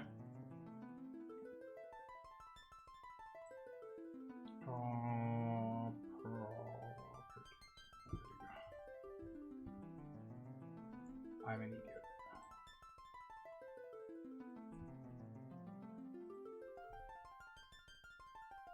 Yeah, this is what the Game Boy Advance version look, and you can see like it looks a little better, but it still has the same feel as the original. So I've never, and also I have not played the Game Boy Advance version. I think I played it at the beginning of it, but never finished it. So I'm leaning towards this version. I don't know that I don't like how the Steam version looks at all. Maybe. Well, we'll see. But I'm leaning towards GBA. That's the 11. That's what it looks a little bit smoother. It looks like a little bit more high definition, but it still looks like Final Fantasy V. So that is the levels. That is the long and short of it. That said, we're probably not gonna start this game on Tuesday, even though Tuesday is the traditional. Like, usually I play some games after the slab on Tuesday, but I don't want to like play the. When I start the game, yeah, I know, right? The Steam one looks kind of weird. Like, I don't want to start the game in a stream that will only get to play that game for like an hour. Is the thing. So I'm probably not. I'm probably just gonna play some Magic on Tuesday after this lab if I even get to continue, and we'll probably plan to start the actual game on Thursday. With that said, I'm signing off. Thanks everybody that was in chat and hang out, and yeah, we'll talk to you next Tuesday. Bye.